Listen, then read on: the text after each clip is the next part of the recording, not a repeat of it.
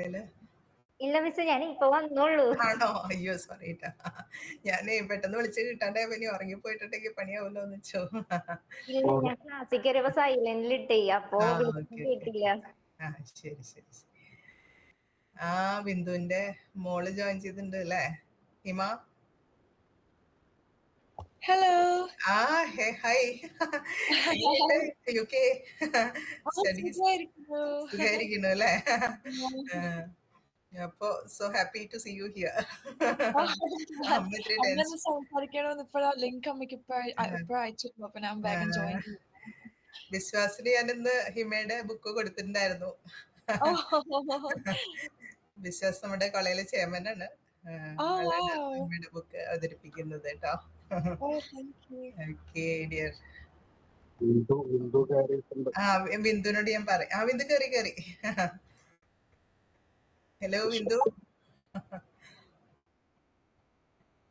വിശ്വാസ ശബ്ദം ഒന്ന് ചെക്ക് ചെയ്യണോ?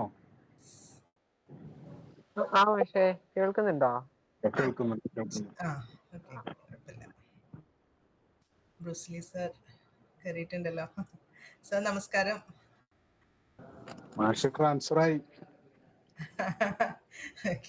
മാഷ് എളമക്കരയ്ക്ക് മാറി. എളമക്കരയാണോ ഇപ്പോ മാഷ്?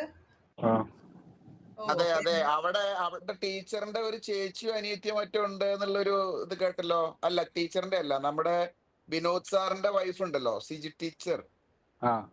സിജി ടീച്ചറിന്റെ ചേച്ചിയോ അനിയത്തിയോ ആരും ഉണ്ടോ? അതെ അതെ അതെ അതെ. ഒന്ന് പറയണേ, അന്വേഷിച്ചു പറയണേ. ഓക്കെ ഓക്കെ ശരി.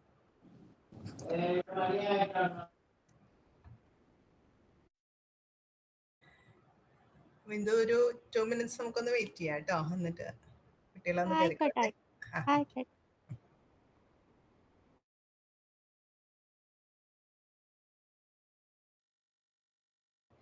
വിഷ്ണു റെക്കോർഡിംഗ് സെറ്റ് ആണല്ലോ അല്ലേ?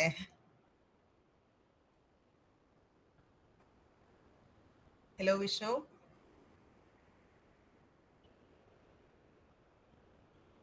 വിഷ്ണു കയറിയിട്ടുണ്ടല്ലോ അല്ലേ?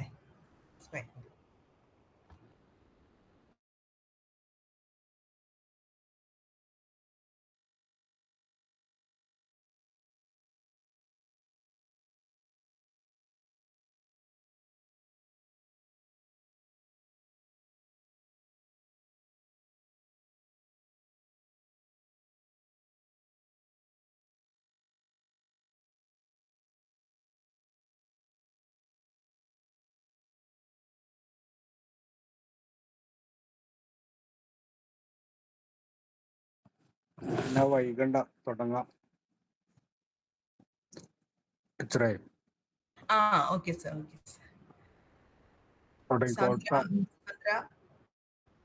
Okay miss. എല്ലാവർക്കും നമസ്കാരം.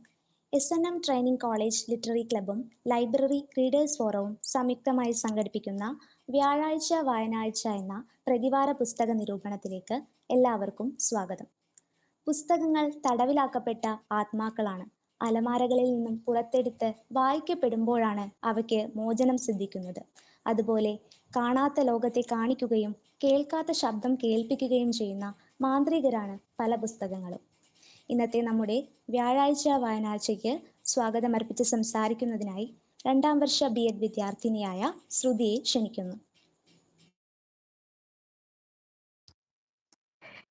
എല്ലാവർക്കും നമസ്കാരം. ഒരു പുസ്തകത്തിന്റെ 2 പുറം ചട്ടകൾ ഒരു മുറിയുടെ 4 ചുവരുകളും മേൽക്കൂരയുമാകുന്നു. നാം ആ പുസ്തകം വായിക്കുമ്പോൾ ആ മുറിക്കുള്ളിൽ ജീവിക്കുകയാണ്. ജോൺ ബെർജറിന്റെ വാക്കുകളാണിവ. ഒരു പുസ്തകം വായിക്കുമ്പോൾ നാം അവിടെ ജീവിക്കുന്നവരാകുന്നു. വായന നമ്മുടെ മനസ്സിനെ വലുതാക്കുന്നു. വായനയെ പരിപോഷിപ്പിക്കുവാനും അതിലൂടെ വിദ്യാർത്ഥി മനസ്സുകളെ ഉണർത്തുവാനും ലക്ഷ്യമിട്ട് നടത്തിവരുന്ന പരിപാടിയാണ് വ്യാഴാഴ്ച വായനാഴ്ച. ഈ പരിപാടിയുടെ അധ്യക്ഷപദം അലങ്കരിക്കുന്നത് നമ്മുടെ ബഹുമാനപ്പെട്ട college principal doctor Susmitha PS മാമാണ്. മാമിനെ സ്നേഹപൂർവ്വം ഈ പരിപാടിയിലേക്ക് സ്വാഗതം ചെയ്യുന്നു. ഇന്നത്തെ നമ്മുടെ പരിപാടിയുടെ മുഖ്യ അതിഥി ബി ബിന്ദു മാമാണ്. എറണാകുളം മഹാരാജാസ് കോളേജിൽ നിന്നും ഇംഗ്ലീഷ് സാഹിത്യത്തിൽ ബിരുദാനന്തര ബിരുദവും ദക്ഷിണ ഭാരത ഹിന്ദി പ്രചാര സഭയിൽ നിന്നും ഹിന്ദി സാഹിത്യത്തിൽ ബിരുദാനന്തര ബിരുദവും വിവർത്തനത്തിൽ ഡിപ്ലോമയും എന്നിവ നേടിയിട്ടുണ്ട്. കേന്ദ്ര സർക്കാർ സ്ഥാപനമായ നാഷണൽ സാമ്പിൾ സർവേ ഓർഗനൈസേഷനിൽ ജൂനിയർ ഹിന്ദി ട്രാൻസ്ലേറ്ററായി സേവനമനുഷ്ഠിച്ചു. ഇപ്പോൾ എറണാകുളം കേന്ദ്ര നാളികേര വികസന ബോർഡിൽ സീനിയർ ട്രാൻസ്ലേഷൻ ഓഫീസറായി സേവനമനുഷ്ഠിക്കുന്നു. ബിന്ദു മാമിന്റെ ആദ്യ പുസ്തകമാണ് ത്രാണം. കൊച്ചു കൊച്ചു കഥകളിലൂടെ അനുഭവസാന്ദ്രമായ ആഖ്യാനം സാധ്യമാക്കിയിരിക്കുകയാണ് ത്രാണം എന്ന പുസ്തകത്തിലൂടെ. ഇന്ന് ഈ പരിപാടിയുടെ മുഖ്യ അതിഥിയും നമ്മൾ ഇന്ന് ചർച്ച ചെയ്യുന്ന ത്രാണം എന്ന പുസ്തകത്തിന്റെ എഴുത്തുകാരിയുമായ ബിന്ദു മാമിനെ നിറഞ്ഞ ഹൃദയത്തോടെ ഈ പരിപാടിയിലേക്ക് സ്വാഗതം ചെയ്യുന്നു. അടുത്തതായി ഈ പരിപാടിക്ക് ചുക്കാൻ പിടിക്കുന്ന ടീച്ചർ കോർഡിനേറ്റേഴ്സായ കൃഷ്ണകുമാർ മാഷിനെയും ഹീര മാമിനെയും ഈ പരിപാടിയിലേക്ക് ഏറെ സ്നേഹത്തോടെ സ്വാഗതം ചെയ്യുന്നു. ത്രാണം എന്ന പുസ്തകത്തിന്റെ സവിശേഷതകളും പ്രത്യേകതകളും പങ്കുവെക്കാൻ പോകുന്നത് BEd 2ാം വർഷ മലയാളം വിദ്യാർത്ഥി ബിശ്വാസ് ബൈജു ആണ്. ബിശ്വാസിനെ നിറഞ്ഞ ഹൃദയത്തോടെ ഈ പരിപാടിയിലേക്ക് സ്വാഗതം ചെയ്യുന്നു. ഈ പരിപാടിയുടെ സ്റ്റുഡന്റ് കോർഡിനേറ്റർ ലയനാട്ടി, അതുപോലെ തന്നെ ഇന്ന് ഈ പരിപാടിയിൽ പങ്കെടുക്കാൻ എത്തിയ എല്ലാ അധ്യാപകരെയും അനധ്യാപകരെയും വിദ്യാർത്ഥി സുഹൃത്തുക്കളെയും ഏറെ സ്നേഹത്തോടെ സ്വാഗതം ചെയ്തുകൊണ്ട് നിർത്തുന്നു. നന്ദി, നമസ്കാരം. നന്ദി ശ്രുതി. സ്ത്രീ ശാക്തീകരണവുമായി ബന്ധപ്പെട്ട ഒരുപിടി ചെറുകഥകൾ ഉൾക്കൊള്ളുന്ന ബിന്ദു ബിയുടെ കഥകളാണ് ത്രാണം. ഈ പുസ്തക നിരൂപണത്തിനായി SNM ട്രെയിനിങ് കോളേജിലെ 2ാം വർഷ BEd മലയാള വിഭാഗം വിദ്യാർത്ഥിയായ ബിശ്വാസ് ബൈജുവിനെ സ്നേഹപൂർവ്വം ക്ഷണിക്കുന്നു. കേൾക്കുന്നുണ്ടല്ലോ അല്ലേ? കേൾക്കാം. ഹലോ. ഞാൻ ആദ്യം തന്നെ ഈ പുസ്തകത്തിന്റെ രചനയോടുകൂടി ബിന്ദു ബി പേര് തന്നെ കുറച്ച് പ്രത്യേകതയാണ്. വാവന്റെ ബായും വാവന്റെ വായും വന്നൊരു പ്രത്യേക തോന്നി. അപ്പോ ബിന്ദു ബി എന്ന മാഡം ആണ് ഇത് എഴുതിയിട്ടുള്ളത്. എറണാകുളത്താണ് ജനിച്ചത്. മഹാരാജാസ് കോളേജിലാണ് ഇംഗ്ലീഷ് ബിരുദാനന്തര ബിരുദം നേടിയത്. ദക്ഷിണ ഭാരത ഹിന്ദി പ്രചാര സഭയിൽ നിന്നാണ് ഹിന്ദി സാഹിത്യത്തിൽ MA നേടിയിട്ടുള്ളത്. നമ്മുടെ ഹീര ടീച്ചറുടെ സുഹൃത്തുകൂടിയാണ്. വിവർത്തനത്തിൽ ഡിപ്ലോമ ഉണ്ട്. നിലവിൽ എറണാകുളം കേന്ദ്ര നാളികേര വികസന ബോർഡിൽ ഓഫീസറായിട്ട്, സീനിയർ ട്രാൻസ്ലേഷൻ ഓഫീസറായിട്ട് ജോലി ചെയ്യുകയാണ്. അപ്പം മലയാള സാഹിത്യമായിട്ട് അക്കാഡമിക്കലി ഒരു പ്രത്യക്ഷ ബന്ധമൊന്നും ഇല്ലാത്ത ഒരാളാണ് രചയിതാവ് എന്ന് പറയാം. പക്ഷേ ഈ പുസ്തകത്തിലൂടെ നമ്മൾ കടന്നു പോകുമ്പോൾ അങ്ങനെയല്ല എനിക്ക് സത്യത്തിൽ അനുഭവപ്പെട്ടത്. ഞാൻ പുസ്തകത്തിലേക്ക് കയറുമ്പോൾ അത് കുറച്ചും കൂടി പറയാം. പിന്നെ ഈ പുസ്തകത്തിലെ എക്സ്റ്റേണൽ ആയിട്ടുള്ള കുറച്ച് സവിശേഷതകൾ ഞാൻ പറയാൻ ആഗ്രഹിക്കുന്നത്, ഒന്ന് അതിന്റെ കവർ പേജ് തന്നെയാണ്. നല്ല ഭംഗിയുള്ള, വായിക്കാന്നുള്ളതിനേക്കാൾ ഉപരി നമുക്ക് സൂക്ഷിച്ചു വെക്കാൻ, സ്വന്തമാക്കി വെക്കാൻ, ഷെൽഫിൽ എടുത്തു വെക്കാൻ തോന്നുന്ന തരത്തിലുള്ള ഒരു കവർ പേജ് ആണ് അതെന്ന് തോന്നി. മാഷ് എനിക്ക് ഈ പുസ്തകം തന്നപ്പോ തന്നെ മാഷ് ആദ്യം തന്നെ പറഞ്ഞൊരു കാര്യം അതാണ്. നല്ല കവർ പേജ് ആണല്ലേ. മഞ്ഞ ചട്ടയില് ഒരു സ്ത്രീ ഇരിക്കുന്ന നല്ലൊരു ചിത്രം, 2 തത്തമ്മ, നല്ല ഭംഗിയുള്ള ക്യൂട്ട് എന്നൊക്കെ പറയുമ്പോൾ ഒരു സാധനമാണ്. അത് കണ്ടപ്പോൾ തന്നെ തോന്നിയത്. പരിധി പബ്ലിക്കേഷൻസ് ആണ് തിരുവനന്തപുരത്ത് നിന്നും ഈ പുസ്തകം പ്രസിദ്ധീകരിച്ചിരിക്കുന്നത്. 15 കഥകളുള്ള ഒരു ചെറിയ സമാഹാരമാണ്. വളരെ ചെറിയൊരു പുസ്തകമാണ്. നമുക്ക് ഒറ്റ ഇരിപ്പിനൊക്കെ വായിച്ച് തീർക്കാൻ പറ്റുന്ന തരത്തിലുള്ള ഒരു പുസ്തകമാണെന്ന് പറയാം. എപ്പോഴെങ്കിലും ഇടവേളകളിലൊക്കെ ഒന്ന് ഇരുന്നാൽ ഈ 15 കഥകളും പെട്ടെന്ന് തന്നെ വായിച്ചു പോകാവുന്നതേ ഉള്ളൂ. ഈ പുസ്തകത്തിലൂടെ പോയപ്പോൾ ആദ്യം തന്നെ ഈ പുസ്തകത്തിലേക്ക് കടക്കുന്നതിന് മുമ്പ് എനിക്കൊരു മുൻകൂർ ജാമ്യം എടുക്കാനുള്ളത് ഡെത്ത് ഓഫ് ദി ഓതർ അല്ലെങ്കിൽ ഗ്രന്ഥകാരന്റെ മരണമാണ് എൻ്റെ ഒരു ആശയം എന്ന് പറയുന്നത്. കാരണം ഒരുപക്ഷെ എഴുതിയ ആള് വിചാരിച്ചിട്ട് പോലും ഇല്ലാത്ത ആശയങ്ങളായിരിക്കാം വായനക്കാരന് അത് തോന്നുന്നത്. അപ്പോ പ്രത്യേകിച്ച് എഴുതിയ ആൾ ഇതിന്റെ അകത്തുകൂടി ഉള്ളത് കൊണ്ട് ഈ ചെക്കൻ ഇങ്ങനെയൊക്കെയാണല്ലോ അതിനെപ്പറ്റി പറഞ്ഞത് എന്ന് പറയാതിരിക്കാൻ വേണ്ടിയിട്ടാണ് ഞാൻ ആദ്യമേ അങ്ങനെ ഒരു മുൻകൂർ ജാമ്യം എടുക്കുന്നത്. ഇത് വായിച്ചിട്ട് എനിക്ക് തോന്നിയ, ചിലപ്പോൾ തെറ്റായിരിക്കാം, ഒരുപക്ഷെ അങ്ങനെ ആ കഥ ഉദ്ദേശിക്കുന്ന പോലും ഇല്ലായിരിക്കാം. അപ്പൊ എനിക്ക് തോന്നിയ കുറച്ച് കാര്യങ്ങൾ പങ്കുവെക്കുക. ഞാൻ ഇന്നലെ വൈകുന്നേരത്തിനുള്ളിലാണ് ഇത് വായിച്ച് തീർന്നത് തന്നെ. അപ്പൊ ഈ ചുരുങ്ങിയ സമയത്തിനുള്ളിൽ അതിനെപ്പറ്റി ചിന്തിക്കാനൊക്കെ കിട്ടിയ ഈ ചുരുങ്ങിയ സമയത്തിനുള്ളിൽ തോന്നിയ കുറച്ച് കാര്യങ്ങൾ നിങ്ങളുമായിട്ട് പങ്കുവെക്കുന്നു എന്നേ ഉള്ളൂ. എഴുതി വെച്ച് പങ്കുവെക്കുന്ന രീതിയില്ല. ഓർമ്മയിൽ നിന്ന് എടുത്തിട്ട് ആ പുസ്തകത്തിൽ പ്രധാനപ്പെട്ട കുറച്ച് കാര്യങ്ങൾ, ഓർമ്മയിൽ തങ്ങി നിന്ന കുറച്ച് കാര്യങ്ങൾ പങ്കു മാത്രമാണ് ഞാൻ ഉദ്ദേശിക്കുന്നത്. നേരത്തെ പറഞ്ഞതുപോലെ കഥകളുടെ ഒരു സമാഹാരമാണ്. എനിക്കതിൽ ജീവിതമായിട്ട് ബന്ധത്തിയ കഥകളാണെന്നാണ് തോന്നിയത്. 12 കഥകളിലും സ്ത്രീകൾ ഒന്നെങ്കിൽ മുഖ്യ സ്ഥാനത്ത് വരുന്നു, എവിടെയെങ്കിലും ശക്തമായിട്ടുള്ള ഒരു സ്ത്രീ സാന്നിധ്യം ഉള്ളതായിട്ട് തോന്നിയിട്ടുണ്ട്. 15-ൽ 12-ലും പ്രധാന കഥാപാത്രങ്ങൾ ഒരുപക്ഷെ സ്ത്രീയാവാം, അല്ലെങ്കിൽ ആ കഥ പോകുന്നത് തന്നെ കഥയിലെ അംഗമായിട്ടുള്ള ഒരു കഥാപാത്രമായിട്ടുള്ള സ്ത്രീയിലൂടെ ആവാം. അങ്ങനെയാണ് എനിക്ക് തോന്നിയിട്ടുള്ളത്. ഈ ത്രാണം എന്നുള്ള ഈ കവർ പേജ് തന്നെ നേരത്തെ പറഞ്ഞതുപോലെ ഒരു സ്ത്രീയുടെ കവർ പേജാണ്. നമുക്ക് കണ്ടാൽ വളരെ ഇഷ്ടം തോന്നുന്ന തരത്തിലുള്ള ഒരു സ്ത്രീയുടെ ചിത്രമാണ് അതിന്റെ മുഖചിത്രമായിട്ട് കൊടുത്തിരിക്കുന്നത് തന്നെ. എനിക്ക് തോന്നുന്നു അപ്പോൾ അത് ആ ഉള്ളിലെ കഥകളിലെ സ്ത്രീകളിലേക്കുള്ള ഒരു സൂചന കൂടിയായിട്ടാണ് ഞാൻ അതിനെ വായിച്ചത്. പിന്നെ ഈ കഥകളുടെ ഉള്ളിലേക്ക് പോവുകയാണെങ്കിൽ 15 കഥകളുണ്ട് എന്ന് പറഞ്ഞു. എല്ലാ കഥകളെ പറ്റിയൊന്നും പറയുന്നില്ല. അത് വായിക്കാനുള്ള ഒരു ആകാംക്ഷയെ കുറയ്ക്കൂ എന്നുള്ളത് കൊണ്ട് കഥകളുടെ ആശയമോ കഥാഗതിയോ ഒന്നും പറയുന്നില്ല. ചില കഥകളിൽ പ്രധാനപ്പെട്ടതെന്ന് തോന്നി അല്ലെങ്കിൽ എൻ്റെ ഒരു മനസ്സിലുടക്കിയ കുറച്ച് ആശയങ്ങൾ മാത്രമാണ് പറയുന്നത്. അതിൽ ഏറ്റവും ആദ്യം എനിക്ക് തോന്നിയത് ഉദ്യാനം എന്ന് പറയുന്ന ഒരു കഥ. ഉദ്യാനം, പൂന്തോട്ടമാണ് അർത്ഥം ഉദ്യാനം. നമുക്കത് വായിക്കുമ്പോൾ തോന്നുന്ന ഒരു അനുഭവമല്ല ആ കഥയുടെ അവസാനത്തിലേക്ക് എത്തുമ്പോൾ. ഈ കഥകളെല്ലാം ഈ 15 കഥകളും 1-2 പേജിൽ, മാക്സിമം 2.5 പേജിൽ ഒതുങ്ങുന്ന കഥകളാണ്. ഭൂരിഭാഗവും 2 പേജിലോ ഒരു പേജിന്റെ 2 വശങ്ങളിലൊക്കെ ഒതുങ്ങുന്ന കൊച്ചു കൊച്ചു കഥകളാണ്. അതിൽ ഏറ്റവും ചെറിയ കഥകളിലൊന്നാണ് ഈ ഉദ്യാനം എന്ന് പറയുന്നത്. ഈ കൂടെ ജീവിക്കുന്ന സ്ത്രീ അല്ലെങ്കിൽ ഇണ, പ്രത്യേകിച്ച് സ്ത്രീ ഇല്ലാതാകുമ്പോൾ അല്ലെങ്കിൽ അങ്ങനെ ഒരാളുടെ അസാന്നിധ്യം ഒരു മനുഷ്യനെ എത്രത്തോളം ശൂന്യനാക്കും എന്നുള്ള ഒരാശയമാണ് ഈ ഉദ്യാനം എന്നുള്ള കഥ മുന്നോട്ട് വയ്ക്കുന്നത്. ഈ ഉദ്യാനം തന്നെ ആദ്യം പറയാൻ കാരണം എനിക്ക് സമീപകാലത്ത് അങ്ങനെ ഒരു അനുഭവം ഉണ്ടായതുകൊണ്ട് കൂടിയാണ്. ഇപ്പൊ വീട്ടിലുണ്ടായ ഒരു ചർച്ചയിൽ ഇതുപോലെ എൻ്റെ അച്ഛൻ്റെ കൂട്ടുകാരൻ്റെ ഭാര്യ പെട്ടെന്ന് മരിക്കുകയുണ്ടായി. അപ്പോൾ ആദ്യം തന്നെ അച്ഛനെയാണ് വിളിച്ചത്. എൻ്റെ അവൾ എന്നെ ഇട്ടിട്ട് പോയടാ എന്ന് പറഞ്ഞ് കരയായിരുന്നു ആ സുഹൃത്ത്. സ്പീക്കറിലായതുകൊണ്ട് ഞാനും അമ്മയൊക്കെ കേട്ടു. അപ്പോൾ പിന്നീട് അമ്മയും അച്ഛനും തമ്മിലുള്ള സംസാരത്തിൽ ഇതേ ആശയം വന്നു. അച്ഛൻ ചോദിക്കുകയാണ്, കൂടെ ഭാര്യയൊക്കെ മരിച്ചു പോയാൽ എന്തൊരു അവസ്ഥയായിരിക്കും അല്ലേ എന്ന് അമ്മയോട് ചോദിക്കുന്നതും അമ്മ അതിന് മറുപടി കൊടുക്കുന്നതും അങ്ങനെ ഒരു സന്ദർഭം എൻ്റെ വീട്ടിലുണ്ടായി.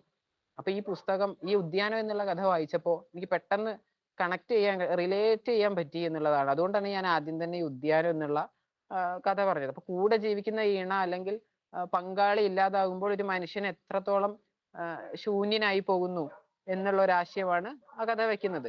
കുടുംബം എന്ന ഒരു വ്യവസ്ഥയെ ഉദ്യാനമായിട്ട്, കുടുംബത്തെ ഒരു ഉദ്യാനമായിട്ട് കാണുകയാണ് രചയിതാവ് ആ കഥയിലൂടെ എന്നാണ് എനിക്ക് തോന്നിയിട്ടുള്ളത്. ഒരുപക്ഷെ സന്തോഷപൂർവ്വം ജീവിക്കുന്നവരുടെ മേലെ എത്രത്തോളം അസൂയയുടെയും കുശുമ്പിന്റെയും കണ്ണുകൾ കുടുംബത്തിനകത്ത് നിന്നും പുറത്തു നിന്നും ഒക്കെ ഉണ്ടാവും എന്നുള്ളതൊക്കെ നമുക്ക് സ്വന്തം അനുഭവങ്ങളിലൂടെ ഒക്കെ അറിയാവുന്നതായിരിക്കും. മറ്റുള്ളവരുടെ സന്തോഷത്തെ അങ്ങനെ അംഗീകരിക്കാൻ പ്രാപ്തിയുള്ള ഒരു സമൂഹമല്ല നമ്മൾ ജീവിക്കുന്നത്. അപ്പോ അത്തരക്കാരുടെ ഇടപെടലുകൾ പൂന്തോട്ടമാകുന്ന ഒരു കുടുംബത്തെ എങ്ങനെയായിരിക്കും ഇല്ലാതാക്കുക. ഇപ്പോ പ്രേമസംഗീതം എന്ന കവിതയിൽ ഉള്ളൂര് പറയുന്നുണ്ട്, മാരണദേവതയാം അതു മാറ്റും മണവറ പട്ടടയായി മടുമലർവാടിക മരുപ്പറമ്പായി നാഗം നാരകമായി. മനുഷ്യന്റെ ചീത്തയായിട്ടുള്ള ഒരു നോട്ടം ചിലപ്പോ മണവറയെ പട്ടടയാക്കി മാറ്റാൻ ശക്തിയുള്ളതായിരിക്കും. മടുമലർ വാടിക പൂന്തോട്ടത്തെ മരുപ്പറമ്പാക്കി മാറ്റാൻ ശക്തിയുള്ളതായിരിക്കും. നാഗം നാരകമായിട്ട് സ്വർഗത്തെ നരകമാക്കി മാറ്റാൻ ശക്തിയുള്ളതായിരിക്കും.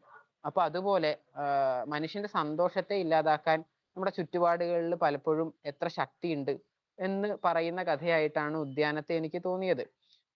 പൂക്കളാണ് അതിലെ കഥാപാത്രങ്ങള്. ഈ പൂക്കൾക്ക് സന്തോഷത്തോടെ ജീവിക്കുന്ന മനുഷ്യരെ കാണുമ്പോൾ ഉണ്ടാകുന്ന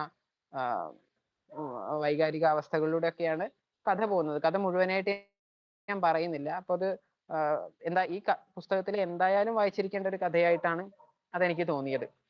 പിന്നെ ഒരു കഥ കുരുത്തം എന്നുള്ളൊരു കഥയാണ്. അതൊരു ബിഎഡുകാർക്ക് പറ്റിയ കഥയായിട്ടാണ് എനിക്ക് തോന്നിയത്. ഒരു പെഡഗോജി കഥ എന്നൊക്കെ വേണേൽ പറയാം.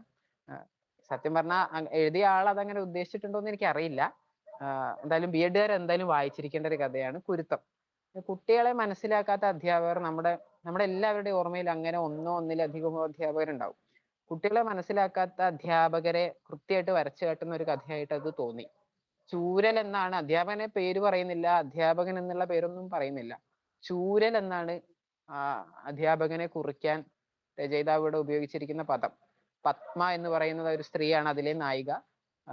പ്രതിനായിക എന്നാണ് സത്യത്തിൽ പറയുന്നത്. അപ്പൊ ചൂരലും പത്മയും, ചൂരലിന്റെയും പത്മയുടെയും കഥയാണ് അതിൽ നടക്കുന്നത്, നമ്മൾ വായിക്കുന്നത്. പഠന പ്രശ്നങ്ങൾ അനുഭവിക്കുന്ന കുട്ടികളെ പറ്റി, നമ്മുടെ വിദ്യാഭ്യാസ വ്യവസ്ഥയിലെ അപാകതകളെ പറ്റി, നമ്മൾ കുട്ടികളെ കൈകാര്യം ചെയ്യുന്നതിലെ പ്രശ്നങ്ങളെ പറ്റി, പിന്നെ അരികുവൽക്കരിക്കപ്പെടുന്ന കുട്ടികളിൽ നമ്മൾ ചവിട്ടി തേച്ച് കളയുന്ന ശേഷികളെ, അവരുടെ സർഗാത്മകതയെ പറ്റി, ഇതിനൊക്കെ പറ്റിയാണ്. ഈ കഥയിൽ തന്നെ പത്മയുടെ ചിത്രം വരയ്ക്കാനുള്ള ഒരു ശേഷിയെ, ഒരു സർഗാത്മക വാസനയെ അടിച്ചൊതുക്കുന്ന ചൂരൽ ആണ് ഇതിലെ മറ്റൊരു കഥാപാത്രം. അപ്പൊ ഈ കുരുത്തം എന്നുള്ള കഥ മറ്റൊന്നും വായിച്ചില്ലെങ്കിലും ബി എഡുകാർ എന്തായാലും ആ ഒരു കഥയെങ്കിലും വായിക്കണം എന്നാണ് എനിക്ക് പറയാനുള്ളത്. മറ്റൊന്ന് കുളമാണ്. കുളത്തിൽ ഒരു സ്ത്രീ തന്നെയാണ് കഥാപാത്രമായിട്ട് വരുന്നത്. മറ്റൊരു കഥാപാത്രം കുളമാണ്. എന്താ പറയാ, വളരെ പുരാതനമായിട്ടുള്ള ഒരു തറവാട്ടിലെ ഒരു കുളിക്കുന്ന കുളം പിന്നീട് നഗരം വളരുന്നതിന്റെ ഭാഗമായിട്ട് നഗരത്തിന്റെ മധ്യത്തിലാവുകയും ആ കുളം അതിന്റെ വക്കിൽ വന്നിരിക്കുന്ന ഒരു സ്ത്രീയോട് സംഭാഷണം നടത്തുകയും ചെയ്യുന്ന ഒരു സാങ്കല്പിക കഥ, ഒരു ഫാന്റസിയാണത്. പ്രകൃതിയാണ് അതിൽ മറ്റൊരു വിഷയമായിട്ട് വരുന്നത്.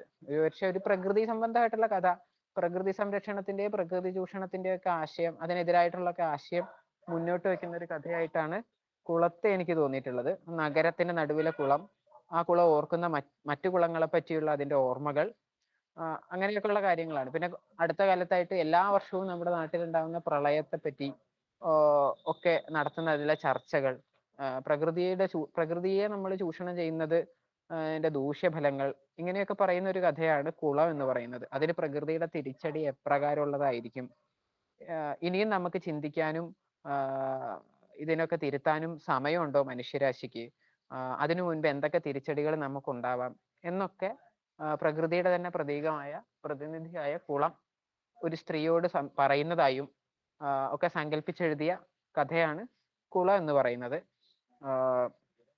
മൊത്തത്തിൽ ഈ പുസ്തകത്തിന്റെ ഒരു സ്ത്രീപക്ഷ മട്ടില് വേറിട്ട് നിൽക്കുന്ന ഒരു കഥയാണ്, ഒരു പ്രകൃതി വിഷയമായിട്ട് വരുന്ന കഥയാണ് കുളം എന്ന് പറയുന്നത്. ഈ കഥയിലെ വളരെ തീക്ഷ്ണമായിട്ടുള്ള, ഈ കഥാസമാഹാരത്തിലെ ഭയങ്കര തീക്ഷ്ണമായിട്ടുള്ള ഒരു കഥയായിട്ട് എനിക്ക് തോന്നിയത് ചുറ്റ് എന്ന് പറയുന്ന ഒരു കഥയാണ്. ചുറ്റ്, പേര് സൂചിപ്പിക്കുന്നത് പോലെ ഒരു ചാക്രികമായിട്ടുള്ള ചലനമാണ്. സ്ത്രീപക്ഷമാണ് കഥ. സ്ത്രീകളുടെ ജീവിതം എങ്ങനെയാണ് ഒരു ഇട്ടാവട്ടത്തിനകത്ത് കറങ്ങിക്കൊണ്ടേയിരിക്കുന്നത്, നൂറ്റാണ്ടുകളായിട്ട്, സഹസ്രാബ്ദങ്ങളായിട്ട് എങ്ങനെയാണ് ഒരു ചെറിയ വട്ടത്തിനകത്തൊരു ഒരേ മട്ടിൽ ഒരു വിരസമായിട്ട് കറങ്ങിക്കൊണ്ടിരിക്കുന്നത് എന്ന് പറയുന്നത് ആണ് ആ കഥ എന്നാണ് എനിക്ക് വായിച്ചിട്ട് അനുഭവപ്പെട്ടത്. ചുറ്റ്, എനിക്ക് പേഴ്സണലി ഏറ്റവും ഇഷ്ടപ്പെട്ട കഥയും ഈ പുസ്തകത്തിലെ കഥ ചുറ്റ് എന്നുള്ളതാണ്.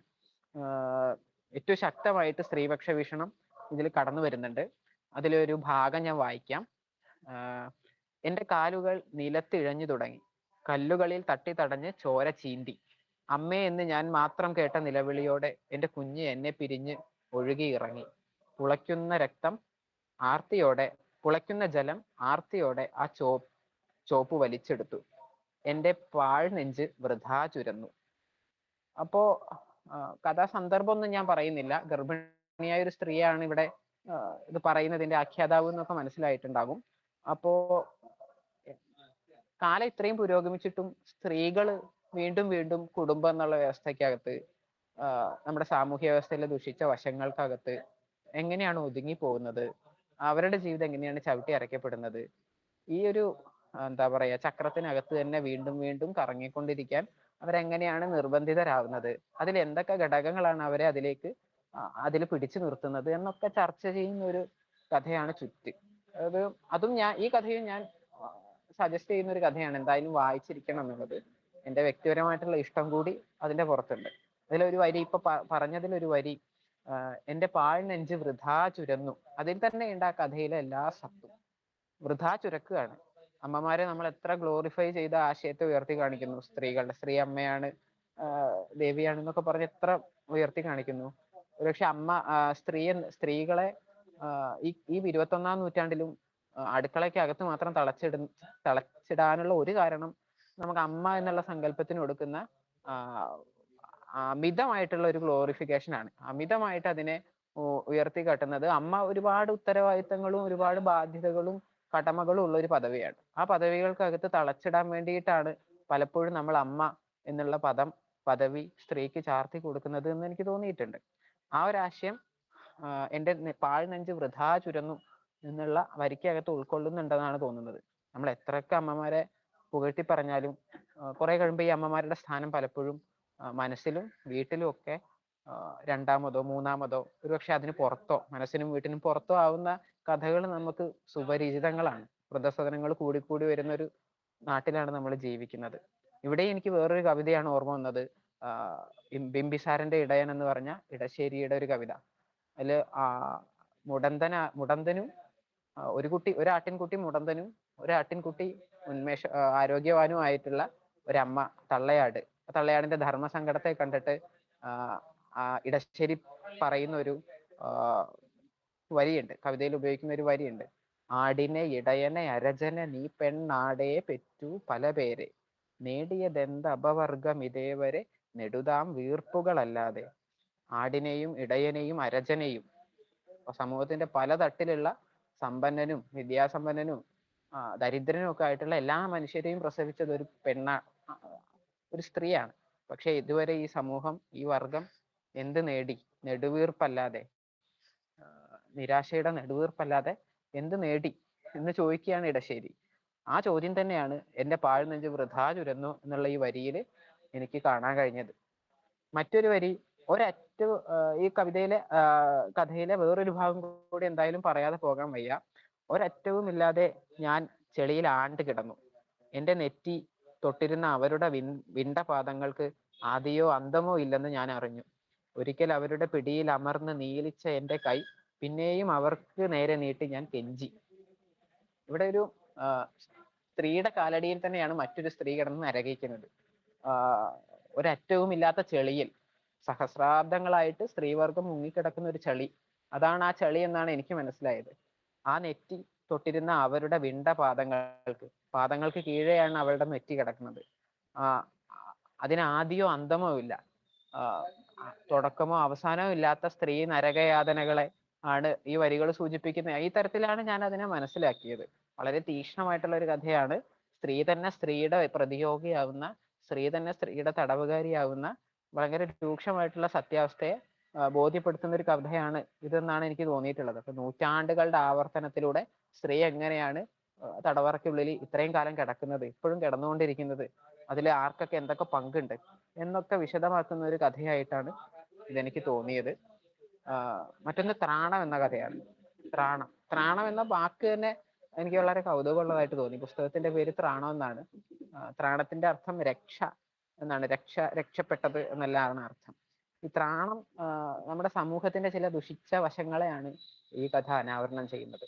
സമൂഹത്തിന്റെ മനുഷ്യത്വ വിരുദ്ധമായ സമീപനങ്ങൾ നമുക്ക് പലപ്പോഴും തോന്നിയിട്ടുണ്ടാവാം. നമ്മൾ ഇത്ര പ്രബുദ്ധരാണ്, വിദ്യാസമ്പന്നരാണെന്ന് പറയുന്ന മലയാളികൾ പോലും ഒരു കൂട്ടമായിട്ട് നിൽക്കുമ്പോൾ വളരെ മനുഷ്യത്വരഹിതമായിട്ടുള്ള പെരുമാറ്റങ്ങൾ തുടർന്നു വരുന്നതായിട്ട് നമുക്കറിയാം. ആത്മഹത്യ എന്നുള്ള സാധനത്തിനെ, ഒരു വസ്തുതയെ സമൂഹം നോക്കി കാണുന്നത് എങ്ങനെയാണ് എന്നാണ് ഈ ത്രാണം ചർച്ച ചെയ്യുന്നത്. ഇതിലെനിക്ക് ഭയങ്കര ഇഷ്ടപ്പെട്ട ഒരു വാക്കുണ്ട്, ത്രിശങ്കുഷോ എന്നുള്ളതാണ്. ത്രിശങ്കുഷോ, അതായത് ഭൂമിയിലും അല്ല ആകാശത്തിലും അല്ല മധ്യത്തിൽ നിൽക്കുന്ന ഒരു ത്രിശങ്കുഷോ, തൂങ്ങിക്കിടക്കുന്ന, ആത്മഹത്യ ചെയ്ത് തൂങ്ങിക്കിടക്കുന്ന മനുഷ്യന്റെ അവസ്ഥയാണ് പറയുന്നത് ത്രിശങ്കുഷോ. അപ്പൊ അത് ഭയങ്കര, ചില സാഹിത്യകാരന്മാര് അവരവരുടേതായിട്ടുള്ള ചില പദപ്രയോഗങ്ങളൊക്കെ നടത്തുമല്ലോ. അന്ന് ചിലപ്പോൾ വായനക്കാരന്റെ ശ്രദ്ധയെ പ്രധാനമായിട്ടും സവിശേഷമായിട്ട് ആകർഷിക്കുന്ന തരത്തിലുള്ള പദപ്രയോഗങ്ങളാണ്. എനിക്ക് അതുപോലെ ഈ കഥയിൽ തോന്നിയ ഒന്നാണ് ത്രിശങ്കുഷോ എന്നുള്ളത്. അപ്പോ ആത്മഹത്യ എങ്ങനെയാണ് സമൂഹം നോക്കി കാണുന്നത് എന്നുള്ളത്. പലപ്പോഴും ആ ഒരു തൂങ്ങി മരണമൊക്കെ നടന്നാൽ ചുറ്റുവട്ടത്ത് കേൾക്കുന്ന ഒരുപാട് ചോദ്യങ്ങളുണ്ട്. ആ ചോദ്യങ്ങളാണ് ഈ ത്രാണം എന്നുള്ള കഥയുടെ കാതൽ. രംഗം കണ്ടോ? നീ കണ്ടോ? ആദ്യം കണ്ടത് ഞാനാണ്. കണ്ണ് തള്ളിയിരിക്കുന്നുണ്ടോ? ഇങ്ങനത്തെ കേസിലൊക്കെ മലമൂത്ര വിസർജനം നടന്നു പോകും. അയ്യേ എന്നൊക്കെ പറഞ്ഞുള്ള ചിരി,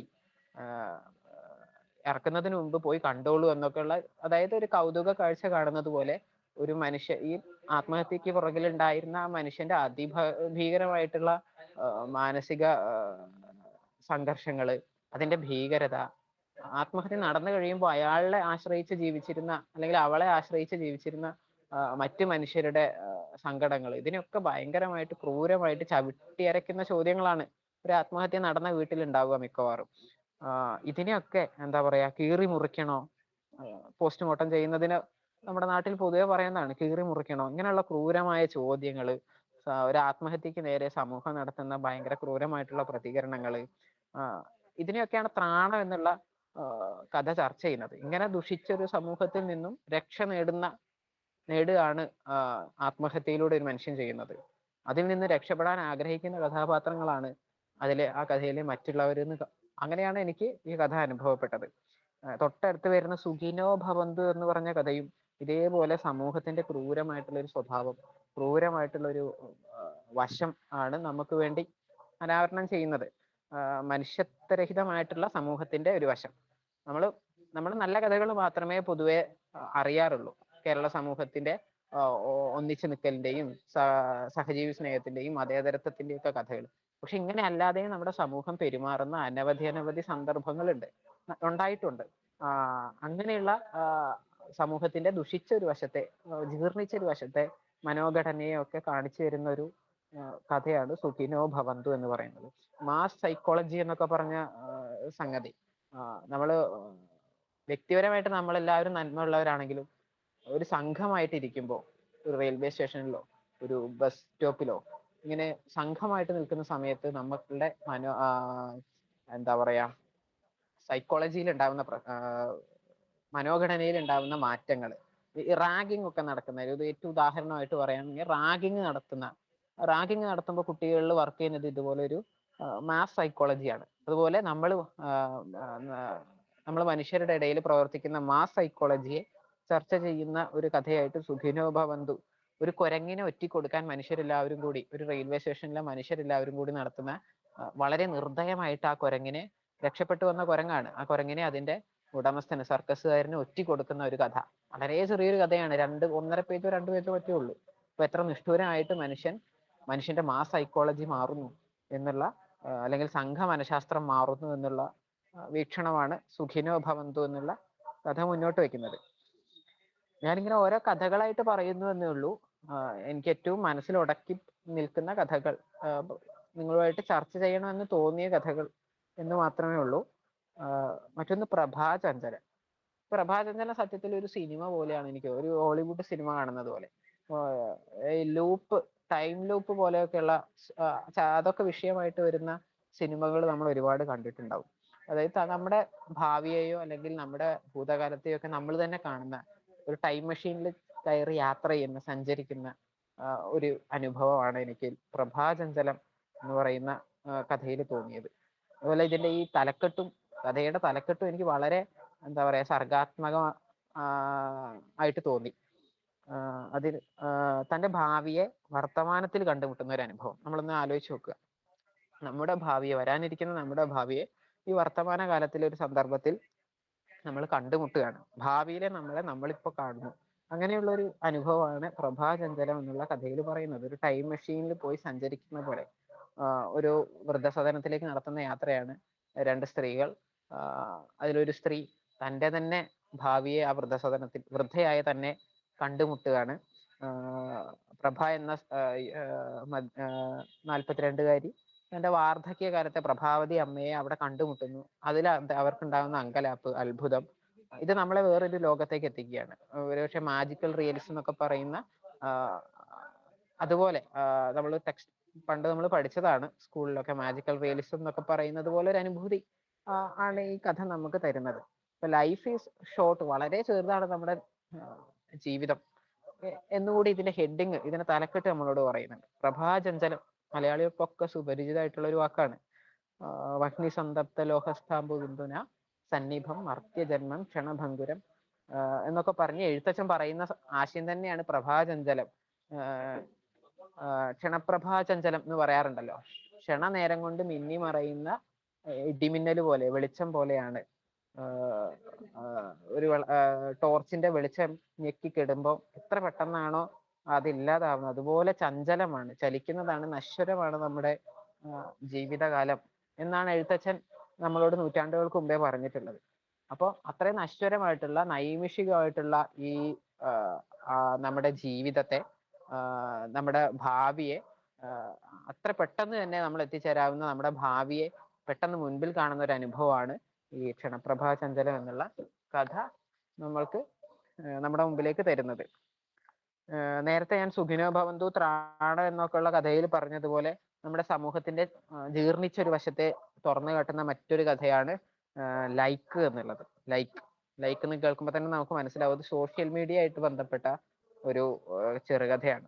ഈ സാമൂഹ്യ നവമാധ്യമങ്ങൾ നമ്മുടെ ജീവിതത്തിൽ എങ്ങനെയൊക്കെയാണ് സ്വാധീനം ചെലുത്തുന്നത്, നമ്മുടെ വൈകാരികവും മാനസികമായ ഘടകങ്ങളെ എങ്ങനെയൊക്കെയാണ് സോഷ്യൽ മീഡിയ മാറ്റി തീർക്കുന്നത്, മനുഷ്യനെ മാറ്റി തീർക്കുന്നത് എങ്ങനെയാണ് എന്നൊക്കെ ചർച്ച ചെയ്യുന്ന, അതും ഈ കെട്ടകാലത്ത് എങ്ങനെയാണ് സോഷ്യൽ മീഡിയ മനുഷ്യന്റെ മാനവികതയെ, മനുഷ്യത്വത്തെ ഒക്കെ ഇല്ലാതാക്കുന്നത്, മനുഷ്യനെ കപടം മുഖം അണിയാൻ പ്രേരിപ്പിക്കുന്നത്, മനുഷ്യന്റെ യഥാർത്ഥ മനസ്സിനെ എങ്ങനെയൊക്കെയാണ് അത് മറച്ചു വെക്കുന്നത് എന്നൊക്കെ പറയുന്ന ഒരു കഥയാണ് ലൈക്ക്. മനുഷ്യത്വത്തെ നഷ്ടപ്പെടുന്ന ഒരവസ്ഥ, സോഷ്യൽ മീഡിയയുടെ പുറകെ അല്ലെങ്കിൽ അതിൽ കിട്ടുന്ന പ്രശംസയ്ക്കും പ്രശസ്തിക്കും പുറകെ പോയി മനുഷ്യത്വത്തെ നഷ്ടപ്പെടുന്ന മനുഷ്യരുടെ കഥയാണ് ലൈക്ക് എന്നുള്ള കഥ നമുക്ക് പറയുന്നത്. പക്ഷേ സിമ്പതിയെ നമ്മൾ പറയും, സിമ്പതി അല്ല, നമുക്ക് എൺപതിയാണ് വേണ്ടത്. സിമ്പതി എന്ന വികാരത്തിന്റെ ക്രൂരം ആയിട്ടുള്ള മുഖത്തെ കാണിക്കുന്ന, സിമ്പതി പൊതുവെ കുറച്ച് അത്ര ഭീകരമല്ലാത്ത ഒന്നായിട്ട് നമ്മൾ സങ്കല്പിക്കുമെങ്കിലും സിമ്പതിക്ക് ഒരു ഭീകരമായ മുഖമുണ്ടെന്നും അത് ക്രൂരമാണെന്നും എന്ന് പറയുന്നൊരു കഥയാണ് ലൈക്ക് എന്ന് എനിക്ക് തോന്നിയിട്ടുണ്ട്. കപടമായിട്ടുള്ള മനുഷ്യ സ്നേഹം, ഇപ്പൊ ചാരിറ്റികളുടെ ഒക്കെ സമയമാണ്, മനുഷ്യസ്നേഹികളുടെ നന്മമരങ്ങളുടെ ഒക്കെ കാലമാണ്. ഈ കാലത്ത് വളരെ പ്രസക്തമായിട്ടുള്ള ഒരു കഥയായിട്ട് എനിക്ക് ലൈക്ക് തോന്നിയിട്ടുണ്ട്. കപടമായിട്ടുള്ള മനുഷ്യസ്നേഹം അല്ലെങ്കിൽ സ്വന്തം നേട്ടത്തെ കണ്ണുവെച്ചുകൊണ്ടുള്ള മനുഷ്യസ്നേഹം, കർമ്മത്തെ ഫലത്തെ ഇച്ഛിക്കാതെ കർമ്മം ചെയ്യണം എന്നൊക്കെ ഉള്ളത് പഴങ്കഥയായിരിക്കുന്നു.